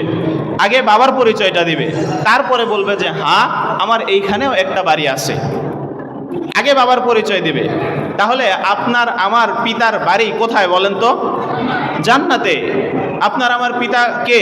হযরত আদম আলাইহিস সালাতু ওয়াস সালাম। হযরত আদম আলাইহিস সালাতু ওয়াস সালাম। আল্লাহ রাব্বুল আলামিন কোরআনের ভিতরে বলতেছেন, ওয়াতিলকাল জান্নাতুল্লাতী উরিসতুমুহা, ওয়াতিলকাল জান্নাতুল্লাতী উরিসতুমুহা বিমা কুনতুম তা'মালুন। আল্লাহ রাব্বুল আলামিন বলতেছেন, ওই যে জান্নাত, ওই যে জান্নাত, ওইটার ওয়ারাসাত, ওইটার মিরাস আমি আল্লাহ আমার বান্দাদেরকে দান করছি। বলেন সুবহানাল্লাহ। তাহলে কোরআনের ভিতরে সূরাতুন নাজমের ভিতরে আল্লাহ ঘোষণা দিয়ে দিয়েছেন যে ওয়াতিলকাল জান্নাতুল্লাতী উরিসতুমুহা বিমা কুনতুম তা'মালুন, ওই যে জান্নাত, ওইটার ওয়ারাসাত, ওইটার মিরাস এরকম ভাবে আমার বান্দাদেরকে দান করছি। তাহলে ক্লিয়ার হইল যে আপনার আমার আসল বাড়ি কোথায় ভাই? জান্নাতে। জোরে বলেন, জোরে বলেন, আপনার আমার আসল বাড়ি কোথায়? জান্নাত। এখন আসেন, এই যে জান্নাত, এই জান্নাতটা কোথায়? এই জান্নাতটা কোথায়? দেখা যায়, দেখা যায় জান্নাত দেখা যায়? দেখা যায় না তো। জান্নাত কোথায়? জান্নাত কোরআনের ভিতরেই জান্নাত কোথায় এটার পরিচয় দিতেছেন। সূরাতুন নাজমের ভিতরে আল্লাহ রাব্বুল আলামিন পরিচয় দিতেছেন যে ইনদা সিদরাতিল মুনতাহা ইনদাহা জান্নাতুল মাওয়া। আল্লাহ রাব্বুল আলামিন সিদরাতুল মুনতাহার পাশেই জান্নাতুল মাওয়া বানিয়ে রেখেছেন, বলেন সুবহানাল্লাহ। এখন আসেন সিদরাতুল মুনতাহাটা কোথায়? সিদরাতুল মুনতাহা, এই যে কথার কথা, আমরা এই দুনিয়া থেকে এই যে বিশাল বড় একটা আসমান দেখি, এই দুনিয়া থেকে এই আসমানের দূরত্ব কতটুকু আমরা কি বলতে পারি? কেউ বলতে পারে না। এই দুনিয়া থেকে আসমানের দূরত্ব কতটুকু বলতে পারি না। অথবা এই আসমানটা কত বড় এটা কেউ বলতে পারি না। আচ্ছা, বাদ দিলাম আসমান, আসমান তো অনেক বড়, এর থেকে ছোট্ট একটা যে সূর্য আছে, এই সূর্যটা কত বড় এটা কেউ বলতে পারি না, কেউই বলতে পারি না। এমনকি এরকমভাবে বিজ্ঞান পর্যন্ত হার মানছে। বিজ্ঞান পর্যন্ত তারা অনেক গবেষণা করার পরে বলতেছেন যে হয়তো দুনিয়া থেকে 13 লক্ষ গুণ বড় এই সূর্যটা। তারা একটা আইডিয়া করছে দুনিয়া থেকে 13 লক্ষ গুণ বড় এই সূর্যটা, কিন্তু কত দূরত্বে সেটা কেউ বলতে পারবে না। তাহলে এই দুনিয়া থেকে এই যে আসমান, এই যে এত দূরত্বে আমরা কেউ কতটুকু আমরা বলতে পারি না। এই দুনিয়া থেকে যে সূর্যটা, এটা কত দূরত্বে এইটাও আমরা কেউ বলতে পারি না। ঠিক এরকমভাবে কিন্তু আমাদের এগুলো কি করতে হবে? বিশ্বাস করতে হবে। এগুলো কি করতে হবে? বিশ্বাস করতে হবে। দেশের ভিতরে এমন কিছু লোক আছে, এমন কিছু নাস্তিক মনা লোক আছে, যারা এরকমভাবে আসমান বিশ্বাস করে না, জমিন বিশ্বাস করে না, সূর্য বিশ্বাস করে না, জান্নাত জাহান্নাম স্বীকার করে না। এরকমভাবে তারা বলে যা দেখি না তা মানি না, যা দেখি না তা মানি না। এইটা বললে হবে না, এটা কোনো মুমিনের পরিচয় হতে পারে না। বরং এরকমভাবে আল্লাহ এবং তোর রাসূল সাল্লাল্লাহু আলাইহি ওয়াসাল্লাম যা বলছে আমাদেরকে তাই মানতে হবে। আমার আল্লাহ আমাকে যা কোরআনে বলছে আমাদেরকে তাই মানতে হবে। কথা বলেন ঠিক কিনা? তাহলে আমাদেরকে মানতে হবে আসমান আছে, জমিন আছে, এরকমভাবে সব কিছু আছে। নাস্তিকরা তো কত কথাই বলে, বলে এই যে সিরাতের মাস চলতেছে, আল্লাহ রাসূল সাল্লাল্লাহু আলাইহি ওয়াসাল্লামকে নিয়েও তাদের এরকমভাবে কটূক্তি শেষ থাকে না। তারা রাসূল সাল্লাল্লাহু আলাইহি ওয়াসাল্লামকে নিয়েও এরকমভাবে বাজে মন্তব্য যুগে এরকমভাবে বলে গিয়েছে। অথচ রাসূল সাল্লাল্লাহু আলাইহি ওয়াসাল্লামের সিরাতের মাস, জীবনীর মাস চলতেছে। তার থেকে ভালো মানুষ এই পৃথিবীর ভিতরে কে বা আছে? তার থেকে মহামানব এই পৃথিবীর ভিতরে কে বা আছে? পুরা 30 পারা কোরআনটা হলো রাসূল সাল্লাল্লাহু আলাইহি ওয়াসাল্লামের জীবনী। আপনি যদি জিজ্ঞেস করেন, ভাই তুমি রাসূল সাল্লাল্লাহু আলাইহি ওয়াসাল্লামকে বানানো হয়েছে সবার আগে, প্রেরণ করা হয়েছে সবার পরে, বানানোর আগে তার নাম কি ছিল এই সম্পর্কে কোরআন তোমার কিছু জানা আছে? কোরআন বলবেন মুবাশশিরাম বিরাসূলি ইয়াতি মিন বাদ ইসমুহু আহমদ। আচ্ছা ঠিক আছে, তাকে প্রেরণের পরে তার নাম কি হয়েছে এই সম্পর্কে কোরআন আমাকে কিছু বলতে পারবা? কোরআন বলবেন মুহাম্মাদুর রাসূলুল্লাহ। আচ্ছা তার স্ত্রী সম্পর্কে কিছু বলো। কোরআন বলবেন ইয়া আইয়ুহান নাবিয়্যু কুল্লি আজওয়াজিকা। আচ্ছা তার চেহারা সম্পর্কে কিছু বলো। কোরআন বলবেন ওয়াদদুহা ওয়াল লাইলি ইযা সাজা। আচ্ছা তার সিনা সম্পর্কে কিছু বলো। কোরআন বলবেন আলাম নাশরাহ লাকা সাদরাক। মোট কথা কোরআন সত্য, রাসূল সত্য। রাসূল সাল্লাল্লাহু আলাইহি ওয়াসাল্লামকে নিয়ে শুধু এই যুগেই কটূক্তি করতো না, বরং পূর্বের যুগেও ওয়ালিদ ইবনে মুগীরা তাই তিনি এরকম ভাবে রাসূল সাল্লাল্লাহু আলাইহি ওয়াসাল্লামকে নিয়ে কটূক্তি করত।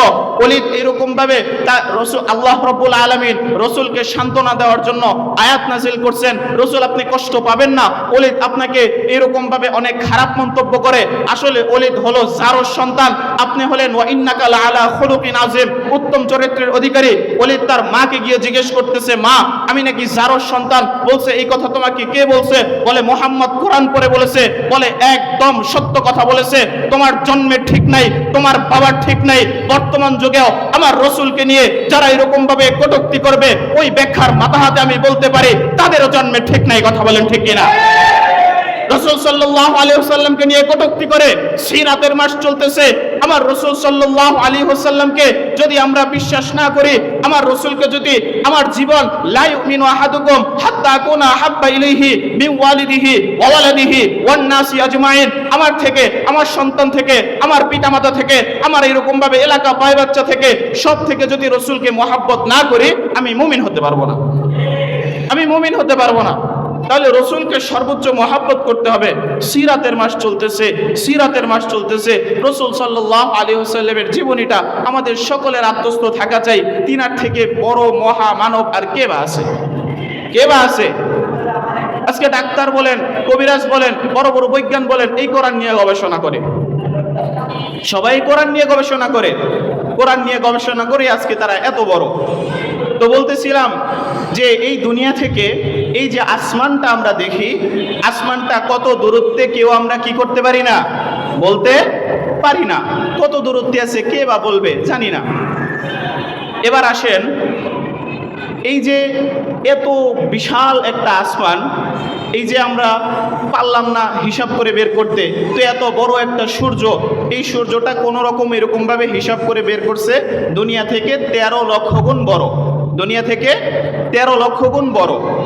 এবার আসেন, এই যে এত বড় একটা বিশালতা, এইরকমভাবে একটা আসমান পার হওয়ার পরে দ্বিতীয় আর একটা আসমান ঠিক এই পরিমাণ বিশালতা, এরকমভাবে আরেকটা আসমান পার হওয়ার পরে ঠিক আবার এরকমভাবে বিশালতা, এরকম করতে করতে করতে করতে 7টা আসমান অতিক্রম করার পরে এই 7 আসমানের দূরত্ব যতটুকু, ঠিক এই পরিমাণ দূরত্ব যদি আপনি আবার পার হন, পার হওয়ার পরে আপনি পাবেন সিদরাতুল মুনতাহা। আপনি কি পাবেন? সিদরাতুল মুনতাহা, অর্থাৎ 14টা আসমান কথার কথা। এই যে দুনিয়া থেকে 7টা আসমান দূরত্ব, যতটুকু দূরত্ব এতটুকু পার হওয়ার পরে এরকম আবার 7টা আসমান আপনি যখন পার হবেন, তখন এরকমভাবে 14টা আসমান কথার কথা পার হবেন, তারপরে আপনি পাবেন সিদরাতুল মুনতাহা। এই সিদরাতুল মুনতাহার পাশেই জান্নাতুল মাওয়া বানিয়ে রেখেছেন। তাহলে এই যে আমরা একটা দিশা পেলাম, আমরা একটা খোঁজ পেলাম যে আমাদের এরকমভাবে জান্নাত 7টা আসমান, এই 7টা আসমান যখন পার হবে, পার হওয়ার পরে আবার 7টা আসমান দূরত্ব, এই পরিমাণ সময় লাগবে, তারপরে আমরা জান্নাত পাবো। তাহলে জান্নাত আছে, জান্নাত কি আছে, এটা নিশ্চিত। জান্নাত আমরা দেখি না, কিন্তু জান্নাত আছে। আপনারা এর জন্য এই যে মাদ্রাসাগুলো আছে, আজকে খানপাড়া জুবাইদা খাতুন দারুল উলুম হাফিজিয়া মাদ্রাসা, এই মাদ্রাসাগুলো এদের সাথে আলেম ওলামাদের সাথে যদি আপনারা সম্পর্ক খুব ভালো করেন, তাহলে আপনাদেরকে বিভ্রান্তিতে ফেলতে পারবে না। উদাহরণ দিলে বুঝবেন। এক লোক হাইটা যাইতেছে, এক লোক একটা দেয়ালের পাশ দিয়ে হাইটা যাইতেছে, আর একটা লোক ওই দেয়ালের পাশে বসা। তো যেই লোকটা হাইটা যাইতেছে, সেই লোকটা বসা লোকটাকে বলতেছে, ভাই এই দেয়ালটা তো একেবারেই দুর্বল, এই দেয়ালটা তো একেবারেই ছিন্ন ছিন্ন, আপনি যেইখানে বসে আছেন কিছুক্ষণ পরে দেখা যাবে এই দেয়ালটা পড়ে যাবে, আপনার মাথার উপরে পড়বে, আপনার মাথার উপরে পড়ার সাথে সাথে আপনি মৃত্যুবরণ করবেন। এখন বলেন, মৃত্যুর কথা শুনলে কারো এরকমভাবে ভয় না লাগার কিছু বিষয় আছে নাকি? মৃত্যুর কথা সবাই ভয় পায়, সবাই ভয় পায়। কীরকম ভয়? মনে করেন যে এক কুলি আল্লাহর কাছে দোয়া করতেছে, আল্লাহ আল্লাহ আপনি এরকমভাবে আমারে চোখে দেন না, আমারে চোখে দেন না। কত মানুষ এরকমভাবে লয়ে যান গা, আমারও নিয়ে যান না কিনলেগা, আমারও নিয়ে যান না কিনলেগা। কুলি কুলি মাথার ভিত্তে বস্তা নিয়ে এরকমভাবে হাঁটতেছে, কষ্ট হইতেছে, কষ্টের ধারণায়। ঠিক একটু পরে আজরাইল আলাইহিস সালাম আসছে, আসার পরে বলতেছে যে লিমা দাউতা নিয়ে আখি, হে ভাই আমাকে ডাকছো কেন? পরে বলে, আপনি কে ভাই? পরে বলতেছে, আমি হইলাম আজরাইল, একটু আগে না তুমি মৃত্যুর কামনা করলা, বলে আপনার কদ্দুর বস্তাটা উড়া দেওয়ার লেগে ডাকছিলাম, আপনার কদ্দুর বস্তাটা উড়া দেওয়ার লেগে ডাকছিলাম, বলছে ফানি নাই তো। তাহলে মনে করেন যে মৃত্যুর কথা শুনলে কে না ভয় পায়? তো যাই হোক, সে এরকমভাবে ওই দেয়ালের পাশে যে লোকটা বসা ছিল, সে দূরে গিয়ে সরে গেছে। ঠিক দূরে গিয়ে সরছে, সরার সাথে সাথেই এই দেয়ালটা ভেঙে পড়ে গেছে। সে তো শুকরিয়ার কোনো শেষ নাই। হ্যাঁ আল্লাহ আপনি আমাকে বাঁচাই দিয়েছেন, হ্যাঁ আল্লাহ আপনি আমাকে বাঁচাই দিয়েছেন, আল্লাহর কাছে শুকরিয়া জ্ঞাপন করতেছে এবং ওই লোকটাকে খুঁজতেছে, ওই লোকটাকে খুঁজতেছে, খুঁজতেছে খুঁজতেছে, যাইতেছে যাইতেছে, এক পর্যায়ে লোকটাকে পাইছে। পাওয়ার পরে বলতেছে, ভাই আপনার নাম কি? আপনার সাথে আমি সারা জীবন সম্পর্ক রাখতে চাই, আপনার সাথে আমি সব সময় জীবনের সম্পর্ক রেখে চলতে চাই। পরে বলে, ভাই আমার এমন একটা নাম, আমার এমন একটা পরিচয়, এই পরিচয়টা শুনলেই তুমি চলে যাবে। বলতেছে, না আপনি তো এত খারাপ লোক হইতে পারেন না, এত খারাপ লোক আবার একটা মানুষের ভালো কিভাবে চায়? এই যে আপনি আমাকে জীবনটা বাঁচায় দিলেন, দেয়ালের পাশ দিয়ে সরাই ওই পাশে নিয়ে গেলেন, আপনি নিশ্চিত ভালো লোক। অনেক পিড়াপিড়ি, তারপরে বলতেছে, ঠিক আছে আমার পরিচয়টা শোনো, আমার নাম হলো শয়তান। ওনার নাম কি? বলেন বলেন, ওনার নাম কি? শয়তান। আজব হয়ে গেছে, তাজ্জব হয়ে গেছে, আরে তুমি শয়তান হইয়া মানুষের ভালো কেন করলা? বলতেছে কি, আরে ভাই দেখতে দেখা যাইতেছে আপনার ভালো করছি, কিন্তু এটার ভিতরে খারাপ লুকায়িত আছে। বলে কেমনে? পরে বলে যে খারাপ লুকায়িত আছে এমনি যে হাদিসের ভিতরে ঘোষণা আছে যেই ব্যক্তি দেয়ালের নিচে চাপা পড়ে মৃত্যুবরণ করবে সে মরতে দেরি, জান্নাতে যাইতে দেরি না। আমি দেখতেছি নিশ্চিত একটা জান্নাত তুমি পাওয়া যাইতেছো, এই নিশ্চিত জান্নাত থেকে তোমারে দূরে সরায় নিলাম, মরলে দূরে গিয়া মরো, এই নিশ্চিত জান্নাত থেকে তো তুমি সরে গেলো। তো লাভ করলো নাকি ক্ষতি করলো বলেন? লাভ করলো নাকি ক্ষতি করলো? আজমালা এক বুকজারি একর হুয়া, আজমালা এক বুকজারি একর হুয়া। মুসলমান ভাইরা রে, আমার কথাগুলো দিলের কান দিয়া বুঝবেন। কোনো দিকে নজর নাই, কোনো দিকে নজর নাই। দেখেন তো আমি কি বলি, আপনারা বুঝতে পারেন কিনা? আলেম ওলামা আমাদের জন্য রহমত, আলেম ওলামা আমাদের জন্য বারাকাত। কি পরিমাণ রহমত, কি পরিমাণ বারাকাত! আল্লামা আনোয়ার শাহ কাশ্মীরি রহমতুল্লাহি আলাইহি ওনার এক তকরীরের ভিতরে লিখছেন, একজন বড় আল্লাহওয়ালা রাস্তা দিয়া হাইটা যাইতেছে, পথি মধ্যে দেখতেছেন একটা কবরস্থান। হুজুর ওখানে দাঁড়াইয়া দাঁড়াইয়া মুরাকাবা করলেন, হায় আল্লাহ এই কবরের সকলকে আপনি মাফ করে দেন, হায় আল্লাহ এই কবরের সকলকে আপনি ক্ষমা করে দেন। ওই কবরের ভিতরে অনেক আযাব আর গজব হইতেছে। হুজুর দোয়া করলেন, দোয়া করে ওখান থেকে চলে গেলেন। কিছুদিন পরে হুজুর আবার আসলেন, আসার পরে আবার মুরাকাবা করছেন। মুরাকাবা করার পরে দেখতেছেন প্রত্যেকটা কবরের ভিতরে আযাব আর গজব হইতেছে, আযাব আর গজব হইতেছে। আবার হুজুর আল্লাহর কাছে দোয়া করলেন, হায় আল্লাহ আপনি এই কবরের সকলকে মাফ করে দেন, হায় আল্লাহ আপনি এই কবরের সকলকে ক্ষমা করে দেন। একে একে তিনবার হুজুর আসা যাওয়া করলেন। তিনবারই দেখছেন ওই কবরের ভিতরে আযাব আর গজব হইতেছে। চতুর্থবার যখন আসছে, আসার পরে দেখতেছে প্রত্যেকটা কবরের মাইয়্যিত একেবারে শান্তি এবং সুখের ভিতরে আছে। প্রত্যেকটা কবরের মাইয়্যিত একেবারে জান্নাতের পোশাক পরিধান করে আছে। এলাকার লোকদেরকে ডাক দিয়ে বলতেছেন, আপনারা কি এমন আমল করেছেন, কি এমন আমল করেছেন যে আমলের বরকতে আল্লাহ রাব্বুল আলামিন এই কবরের যত মাইয়্যিত ছিল সকলকে আল্লাহ তাআলা মাফ করে দিয়েছেন। হুজুর ডাক দিয়ে বলতেছে, ওই এলাকার মুরব্বীরা ডাক দিয়ে বলতেছে, হুজুর ওই রকম কোনো আমল আমরা করি নাই, ওই রকম আমল আমাদের জানা নাই, শুধু এতটুকু আমল আমরা করেছি। বলে কি আমল করেছেন আমাকে জানান, আমাকে জানান। বলে যে হুজুর আমাদের এলাকায় একজন হাফেজে কোরআন ছিল, আমাদের এলাকায় একজন হাক্কানি আলেম ছিল, আমাদের এলাকায় এইরকম ভাবে নুরানি মক্তব মাদ্রাসাগুলো ছিল। হ্যাঁ হুজুর এরকম ভাবে এই ছোট্ট একটা বাচ্চা ছিল, হাফেজে কোরআন ছিল, আল্লাহ বিরু আল্লাহর রাসূলকে ভয় পাইতো, আল্লাহকে ভয় পাইতো, এরকম একজন লোক এলাকার ভিতরে ছিল। তিনি কিছুদিন আগে মৃত্যুবরণ করছে। মৃত্যুবরণ করার পরে আমরা সকলেই সিদ্ধান্ত করে এই সিদ্ধান্তে উপনীত হয়েছি, এই হুজুরকে, এই আলেমকে, এই নুরানি মাদ্রাসার ছাত্রকে আমরা এই কবরস্থানের ভিতরে দাফন করব। এতটুকু শুধু আমাদের আমল, আর কোনো আমল আমাদের জানা নাই। হুজুর ডাক দিয়া বলতেছেন, সুসংবাদ গ্রহণ করেন, সুসংবাদ গ্রহণ করেন।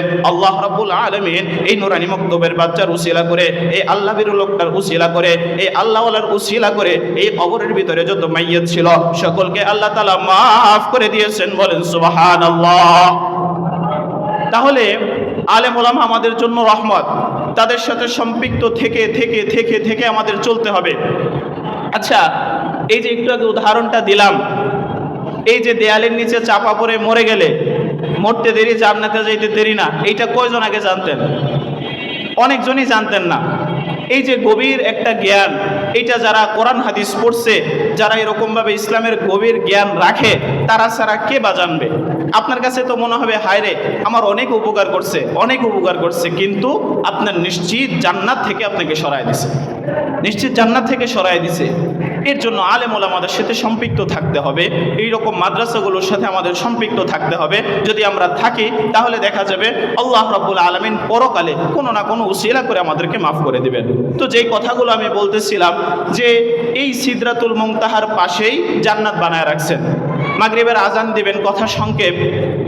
এই এবার আসেন সংক্ষেপে বলি, এই জান্নাতটা কত বড়, এই জান্নাতটা কত বড়, এই জান্নাতটা কত বড়, এইটা জানার আগে আমরা দুইটা ঘটনা জানা লই, ছোট্ট ছোট্ট দুইটা ঘটনা দুইটা হলো, একটা হলো হজরত ইউসুফ আলাইহিস সালাতু ওয়াসসালাম, ওনার 10 ভাই হজরত ইউসুফ আলাইহিস সালাতু ওয়াসসালামকে কূপের ভিতরে ফালায় দিছে। এটা তো আপনারা সবাই জানেন, কূপের ভিতরে ফালায় দিছে। ফালায় দেওয়ার পরে হজরত ইউসুফ পয়গম্বর ওনাকে যখন ফালায়া দিছে, আচ্ছা আপনাদেরকে আমি বলি, আশপাশে যদি পুকুর থাকে বা দেশ গ্রামে পুকুর থাকে, ওই পুকুরের ভিতরে একটা ঢিল ফালানোর পরে পড়তে কতক্ষণ লাগে?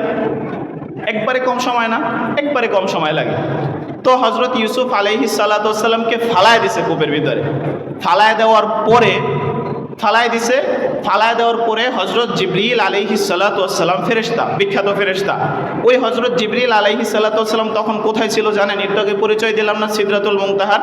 এই 7টা আসমান অতিক্রম করে তারপরে এইরকম দূরত্ব আবার অতিক্রম করার পরে কি সিদরাতুল মুনতাহা, তখন জিবরিল ফেরেশতা ওই সিদরাতুল মুনতাহার ওইখানে বসা ছিল। যখন ফালায় দিয়েছে ইউসুফ আলাইহিস সালামকে, ফালায় দেওয়ার পরে আল্লাহ রাব্বুল আলামিন ডাক দিয়া বলতেছে, এই জিবরাইল, আমার বন্ধুকে তো ফালায় দিছে, পয়গম্বর ইউসুফকে তো ফালায় দিছে, যাও তাড়াতাড়ি তার পায়ের পাতা পানির ভিতরে লাগার আগেই তাকে উঠায় নিয়ে আসো।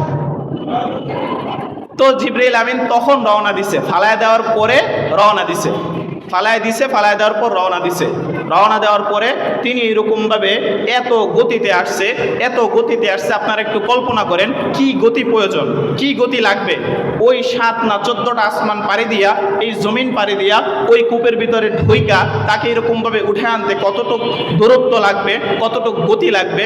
দেখা গেছে যে যখন এরকমভাবে আল্লাহ রাব্বুল আলামিন আদেশ দিছে, তিনি এত গতিতে চলা শুরু করছে, পয়গম্বর ইউসুফের পাও পানির ভিতরে লাগার আগেই তাকে উঠায় নিয়ে আসছে। বলেন সুবহানাল্লাহ।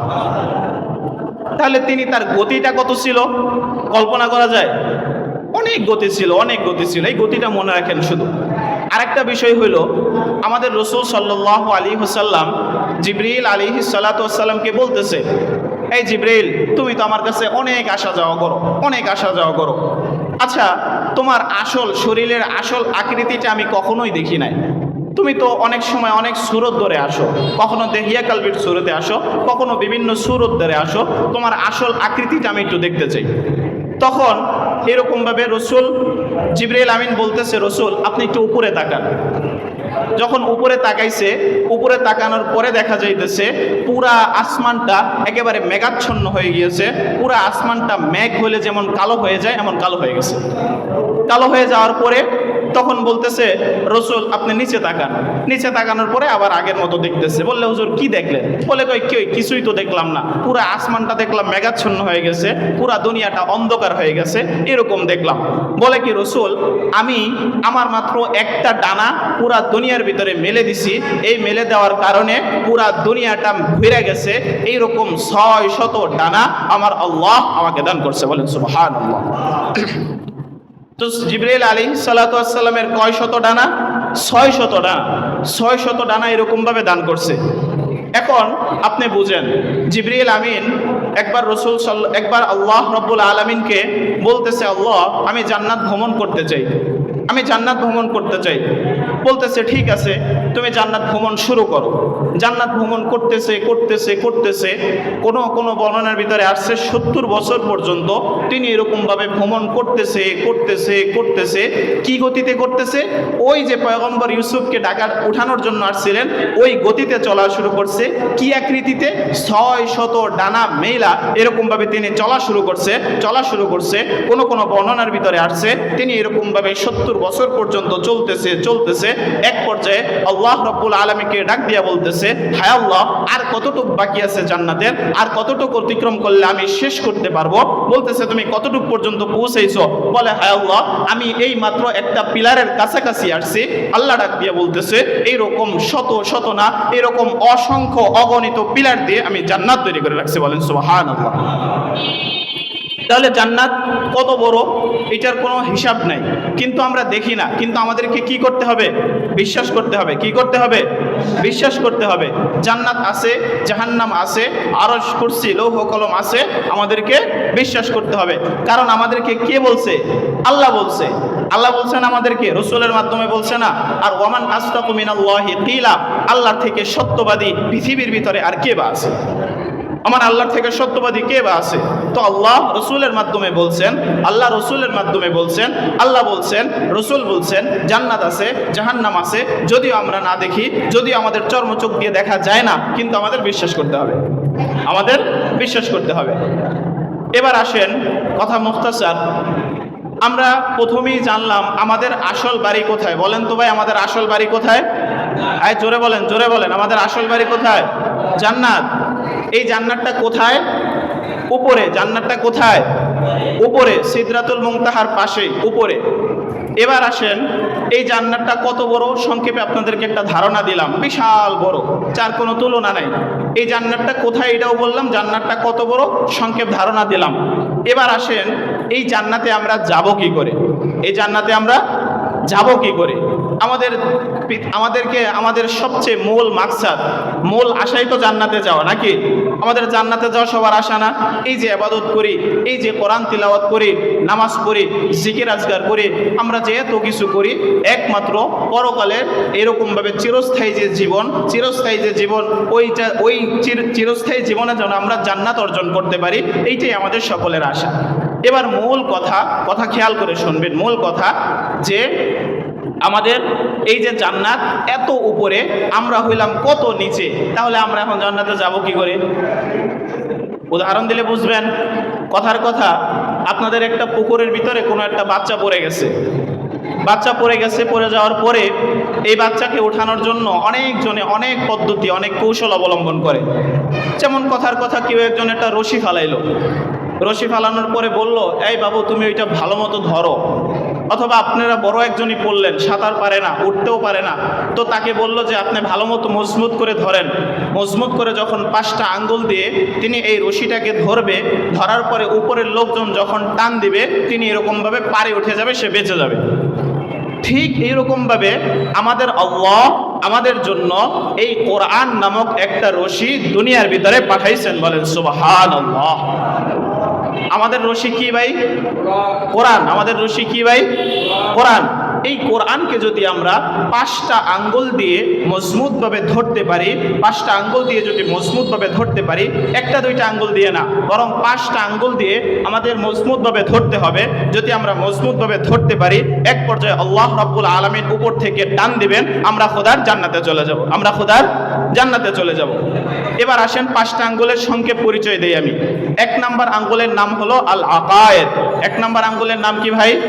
এগুলো খেয়াল রাখতে হবে। 1 নাম্বার আঙ্গুলের নাম কি? আল আকায়েদ। আমাদের আকীদা ঠিক রাখতে হবে, অর্থাৎ আমাদের ঈমান। আমাদের কি ঠিক রাখতে হবে? ঈমান হলো 6 জিনিসের সমষ্টির নাম। আমানতু বিল্লাহ ওয়া মালাইকাতিহি ওয়া কুতুবিহি ওয়া রুসুলিহি ওয়াল ইয়াউমিল আখির ওয়াল কদরি খাইরিহি ওয়া শাররিহি মিনাল্লাহি তাআলা ওয়াল বা'সি বাদাল মাউত। এই ঈমান হলো 6 জিনিসের সমষ্টির নাম। তাহলে 1 নাম্বার আঙ্গুলের নাম কি? আল আকায়েদ। বলেন 1 নাম্বার আঙ্গুলের নাম কি? আমার সাথে সবাই বলেন, আল আকায়েদ। বলেন, 1 নাম্বার আঙ্গুলের নাম কি? আল আকায়েদ। আমাদের আকীদা, আমাদের ঈমান ঠিক রাখতে হবে। ঈমান 6 জিনিসের সমষ্টির নাম। আল্লাহর উপরে বিশ্বাস করা, আমানতু বিল্লাহ ওয়া মালাইকাতিহি, তার ফেরেশতাগণের উপরে বিশ্বাস করা, ওয়া কুতুবিহি, তার সকল কিতাবের উপরে বিশ্বাস করা, ওয়া রাসূলিহি, তার সকল রাসূলগণের উপরে বিশ্বাস করা, ওয়াল ইয়াউমিল আখির, কিয়ামত দিবস, মৃত্যুর পরে পুনরায় জীবিত হওয়ার উপরে বিশ্বাস করা। মোট কথা, আমাদের আকীদা ঠিক রাখতে হবে, আমাদের ঈমান ঠিক রাখতে হবে। যেমন রাসূল সাল্লাল্লাহু আলাইহি ওয়াসাল্লাম যা বলছেন, আমাদের আল্লাহ রাব্বুল আলামিন যা বলছেন রাসূলের মারফতে, তা আমাদের বিশ্বাস করতে হবে। 1 নাম্বার আঙ্গুল তাহলে আল আকায়েদ, আমাদের আকীদা ঠিক রাখতে হবে। তাহলে আমাদের আকীদা ঠিক রাখতে হবে। আকীদা 6 জিনিসের সমষ্টির নাম। আর 2 নাম্বার আঙ্গুলের নাম হইল ইবাদত। 2 নাম্বার আঙ্গুলের নাম কি? ইবাদত। আমাদের ইবাদত ঠিক রাখতে হবে। ইবাদতের ভিতরে অন্যতম হলো নামাজ। ইবাদতের ভিতরে অন্যতম কি? নামাজ। আমাদের নামাজটা ঠিক রাখতে হবে ভাই। ঈমান এটা সব সময় আয়না রাখতে হয়।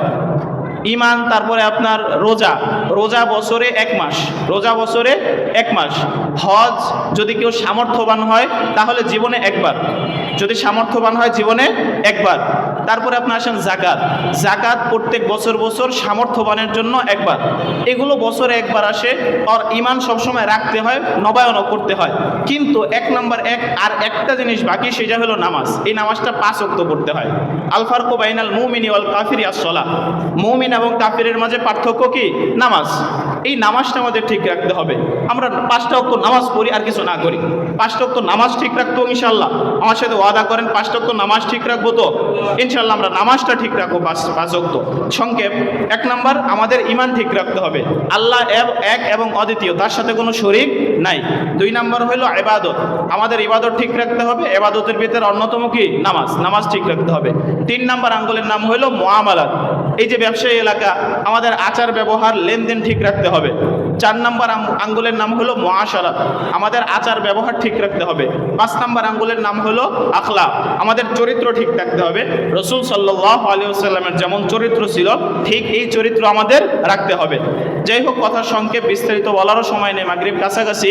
তো এর জন্য এই 5টা আঙ্গুল, এই 5টা জিনিস আমরা এরকমভাবে 5টা আঙ্গুল দিয়ে যদি মজবুতভাবে ধরতে পারি, তাহলে এক পর্যায়ে আমরা খোদার এরকমভাবে এই মজবুতভাবে ধরতে পারি, এক পর্যায়ে আল্লাহ উপরে টান দিবেন, আমরা খোদার জান্নাতে চলে যাব।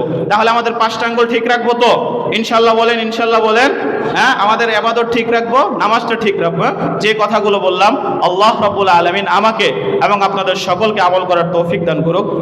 খাফা মাকামা রাব্বিহি জান্নাতান। সুবহানাল্লাহ। আয়াতের অর্থ হইল ওয়ালিমান খাফা মাকামা রাব্বিহি জান্নাতান, যে বান্দা বান্দি আল্লাহ পাকের ভয়ে, হাসরের ময়দানে আল্লাহ পাকের ভয়ে, যে ব্যক্তি গুনাহ করার সুযোগ আছে থাকার পরেও রবের সামনে হাসরের ময়দানে দাঁড়াইতে হবে, এই কথা চিন্তা করিয়া যারা গুনাহ ছেড়ে দিবে, জান্নাতান, আল্লাহ বলছে আমি হাসরের ময়দানে বিচার দিবসের পরে আল্লাহ পাক আমি তাদেরকে 2টা জান্নাতের মালিক বানায় দিব। আরো আস্তে কোন সুবহানাল্লাহ। তাহলে এই কোরআন মানলে এবং এই কোরআন পড়লে লাভ না ক্ষতি? আরো জোরে বলতে, ক্ষতি না লাভ? এই কোরআনকে যারা মোহাব্বত করবে, দিলে লালন পালন করবে, এই কোরআনকে যারা বুকে লাগাবে, চোখে লাগাবে, এই কোরআন পড়নেওয়ালাকে যারা মোহাব্বত করবে, এই কোরআনের প্রতিষ্ঠানকে যারা মোহাব্বত করবে, আল্লাহ পাক তাদেরকে জান্নাতি মানুষ বানায় দিবে। কথা ঠিক না বেঠিক? হাসরের ময়দানে এই কোরআন আমাকে আপনাকে নিয়ে আল্লাহর তৈরি জান্নাতে পৌঁছায় দিতে যে দিবে, এটা আমরা কি চাই কি চাই না? নারে তাকবীর। আল কোরআনের আলো, আল হাদিসের আলো। সম্মানিত হাজরিন, এই কোরআন আমরা পড়ব, এই কোরআন বুঝবো। ইতিহাস এমন পাওয়া যায় যে এই কোরআনকে মহব্বত করে পড়তে পারতো না, কিন্তু কোরআনকে মহব্বত করত, চোখে লাগাইতো, বুকে লাগাইতো। আল্লাহ পাক এই মহব্বতের কারণে মানুষটা জাহান্নামী ছিল, কিন্তু কোরআনকে ভালোবাসার কারণে আল্লাহ মানুষটাকে জান্নাতি বানায় দিয়েছে। সুবহানাল্লাহ। মুসলমান ভাইরা আমার, যুগ শ্রেষ্ঠ অলি, আল্লাহর অলি ইমাম গাজ্জালী রহমতুল্লাহি আলাইহি, নাম আপনারা সবাই শুনছেন। আল্লাহর অলি ইমাম গাজ্জালী রহমতুল্লাহি আলাইহি দিনের বেলা শুয়ে আছেন এইরকম ভাবে তন্দ্রাচ্ছন্ন। আল্লাহ রাব্বুল আলামিন ইমাম গাজ্জালীকে স্বপ্ন দেখাইলেন, হে ইমাম গাজ্জালী, তুমি যাও অমুক গ্রামে গিয়া দেখো, আমার একটা আল্লাহর ওলি, আমার একজন বন্ধু দুনিয়ার জমিন থেকে চলে গেছে, তার কেউ নয় আপনজন বলতে, লোকটা দেখার মতন একটা দিন মজুর, সে দুনিয়ার জমিন থেকে চলে গেছে। হে ইমাম গাজ্জালী, তুমি যাও তার কাছে গিয়া তার কাফন দাফনের ব্যবস্থা করো। হে ইমাম গাজ্জালী, শুধু তাই না, তার জানাজার নামাজের ইমামতি করবা এবং তোমার হাতে তাকে কবরে দাফন করবা। সুবহানাল্লাহ বলেন। ইমাম গাজ্জালী রহমতুল্লাহি আলাইহি গিয়া দেখে একটা দিন মজুর, দেখতে শুনতে এমন সুন্দর না, আবার কোনো পরিচিত লোক না, একটা দিন মজুর। যাই হোক, লম্বা আলোচনা, আমি আপনাদেরকে যে কথাটা বুঝাইতে চাই, এই কোরআন পড়লে লাভ না ক্ষতি? এই কোরআনকে ভালোবাসলে, মহব্বত করলে, এই খানপাড়া জুবাইদা খানম দারুল উলুম মাদ্রাসাকে মহব্বত করলে লাভ না ক্ষতি। এই জন্য আপনাদেরকে একটা ওয়াকিয়া শোনাচ্ছি। ওয়াকিয়া শেষ করে আমার আলোচনা আমি শেষ করে ফেলবো ইনশাআল্লাহ। ইমাম গাজ্জালী রহমতুল্লাহ আলাই উনি গেলেন, গিয়া দেখেন মানুষটা আলেম না, দেখতে দেখা যায় যেমন দিন মজুর। উনি উনার গোসল দিলেন, জানাজা পড়াইলেন এবং কবরে উনি নিজে রাখলেন। বলেন সুবহানাল্লাহ।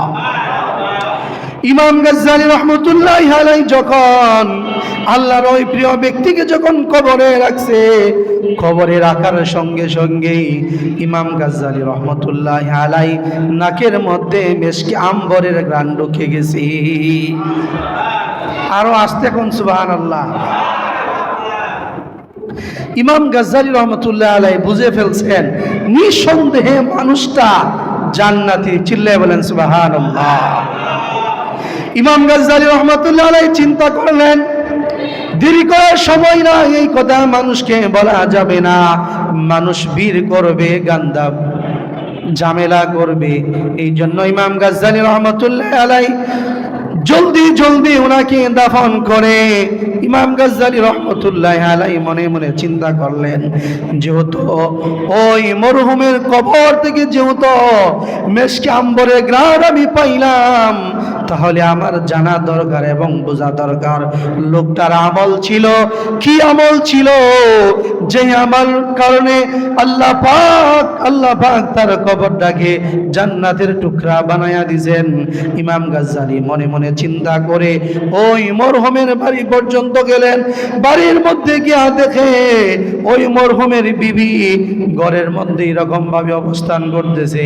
মরহুমের বিবিকে জিজ্ঞাসা করলেন, ও মরহুমের বিবি, তোমার স্বামী এমন কি আমল করত যে আমল করার কারণে আল্লাহ পাক তার কবরটাকে এরকম ভাবে জান্নাতের বাগান বানায়া দিছে? মরহুমের বিবি বলেন, আমার স্বামী তেমন বড় আবেদ ছিল না আমার কাছে, আমার স্বামী বড় আলিমও ছিল না, আমার স্বামী ছিল একমাত্র দিন মজুর, সারাদিন মানুষের ঘরে, সারাদিন মানুষের জমিতে কাজ করত। কিন্তু আমার স্বামীর একটা আমল বড়ই ছিল সুন্দর। আমার স্বামী যখন সারাদিন মানুষের জমিতে কাজ করার পরে যখন ঘরে ফিরতেন, আমাদের সাথে তেমন কথা বলতেন না। মাগরিবের নামাজ আদায় করার পরে ওই যে আমার তাকের মধ্যে একটা কিতাব দেখা যায়, ওই কিতাবটা নিয়ে আমার স্বামী প্রতিদিন মাগরিবের নামাজ আদায় করার পরে এই কিতাবটা নিয়ে এইরকম ভাবে কাঁদতেন আর হাত ঘুরাইতেন আর আল্লাহর কাছে দোয়া করতেন, আল্লাহ আমি তোমার এই কালামটা পড়তে পারি না, কিন্তু আমার মন বলে, আমার দিল বলে এই কালাম, এই কোরআন মাজিদ সত্য, এটার মধ্যে কোনো সন্দেহ নাই। ওগো মালিক, তোমার কালামটা আমি পড়তে পারি না, আল্লাহ আমি পড়ার যোগ্যতা আমার নাই, কিন্তু আমি সাক্ষী দিতেছি এই কালাম তোমার রবের, এই কালাম তোমার। এই কথা বলতেন আমার স্বামী আর চোখের পানি ছাড়তেন। ইমাম গাজ্জালী মনে মনে চিন্তা করলেন, হে মরহুমের বিবি, ওই কিতাবটা আমার হাতে দাও। ইমাম গাজ্জালী রহমতুল্লাহ আলাইহি এই কিতাবটা হাতে নিয়ে দেখলেন এই কালামটা আল্লাহ পাকের কালাম, এই কালামটা আল্লাহ পাকের কোরআন। এই আমল করার কারণে আল্লাহ পাক তার উপর রাজি এবং খুশি হইয়া আল্লাহ পাক তার কবরটাকে জান্নাতের বাগান বানায়া দিছি। সুবহানাল্লাহ বলেন। তাহলে এই কোরআন বুঝলে, পড়লে, সিনায় ধারণ করলে, এই কোরআনের প্রতিষ্ঠানকে মহব্বত করলে লাভ না ক্ষতি? লাভ না ক্ষতি? আলহামদুলিল্লাহ, এই মসজিদের জায়গাদাতা এবং এই মাদ্রাসার জায়গাদাতা, এই খান পরিবার যারা দিলেন, আল্লাহ পাক যেন সকলের কবর আযাব মাফ করে দেন। সকলে বলেন আমিন। এবং বিশেষ করে বন্ধুবার হাফেজ মাওলানা মুফতি এনায়েতুল্লাহ পাহাড়পুরি দামাত বারকাতুহুম হযরত পরিচালনা করতেছেন। হযরত 71 মাদ্রাসা চালাইতে পারবেন না, আপনারা মহল্লাবাসী এই প্রতিষ্ঠানকে মহব্বত করবেন তো ইনশাআল্লাহ? এই কোরআনকে মহব্বত করেন, এই কোরআনের প্রতিষ্ঠানকে মহব্বত করেন, এই কোরআন পড়নেওয়ালাকে মহব্বত করবেন, দেখবেন হাসরের ময়দানে এই কোরআন আপনাকে ভুলবে না। আল্লাহর কাছে সুপারিশ করে করে, আপনাকে দেখে দেখে সুপারিশ করে করে আল্লাহর জান্নাতে আপনাকে পৌঁছায় দিবে। সুবহানাল্লাহ, সুবহানাল্লাহ। আল্লাহ পাক আমাদের সকলকে আল্লাহ পাকের এই কালামকে মহব্বত করে দুনিয়া থেকে জান্নাতি মানুষ হয়ে আল্লাহ পাক আমাদের কবরে যাওয়ার তৌফিক দান করুক। সকলে বলেন আমিন। আমার আয়াতের অর্থ কি? ওয়ালিমান খাফা মাকাম রাব্বি জান্নাতান। যারা গুনাহ করার সুযোগ আছে, ইচ্ছা করলে সে গুনাহ করতে পারে, কিন্তু তার দিলের মধ্যে যদি এই ভয় থাকে না হাসরের ময়দানে আমার রবের সামনে দাঁড়াইতে হবে, এই কথা চিন্তা করে যারা গুনাহ ছেড়ে দিবে, আল্লাহ বলেন মৃত্যু বরণ করতে দেরি আল্লাহ পাক তাদেরকে দুইটা জান্নাত দিতে দেরি করবে না। বলেন সুবহানাল্লাহ। আল্লাহ পাক আমাদেরকে গুনাহ মুক্ত জিন্দেগি দান করুন। সকলে বলেন আমিন। আসসালামু আলাইকুম ওয়া রাহমাতুল্লাহ।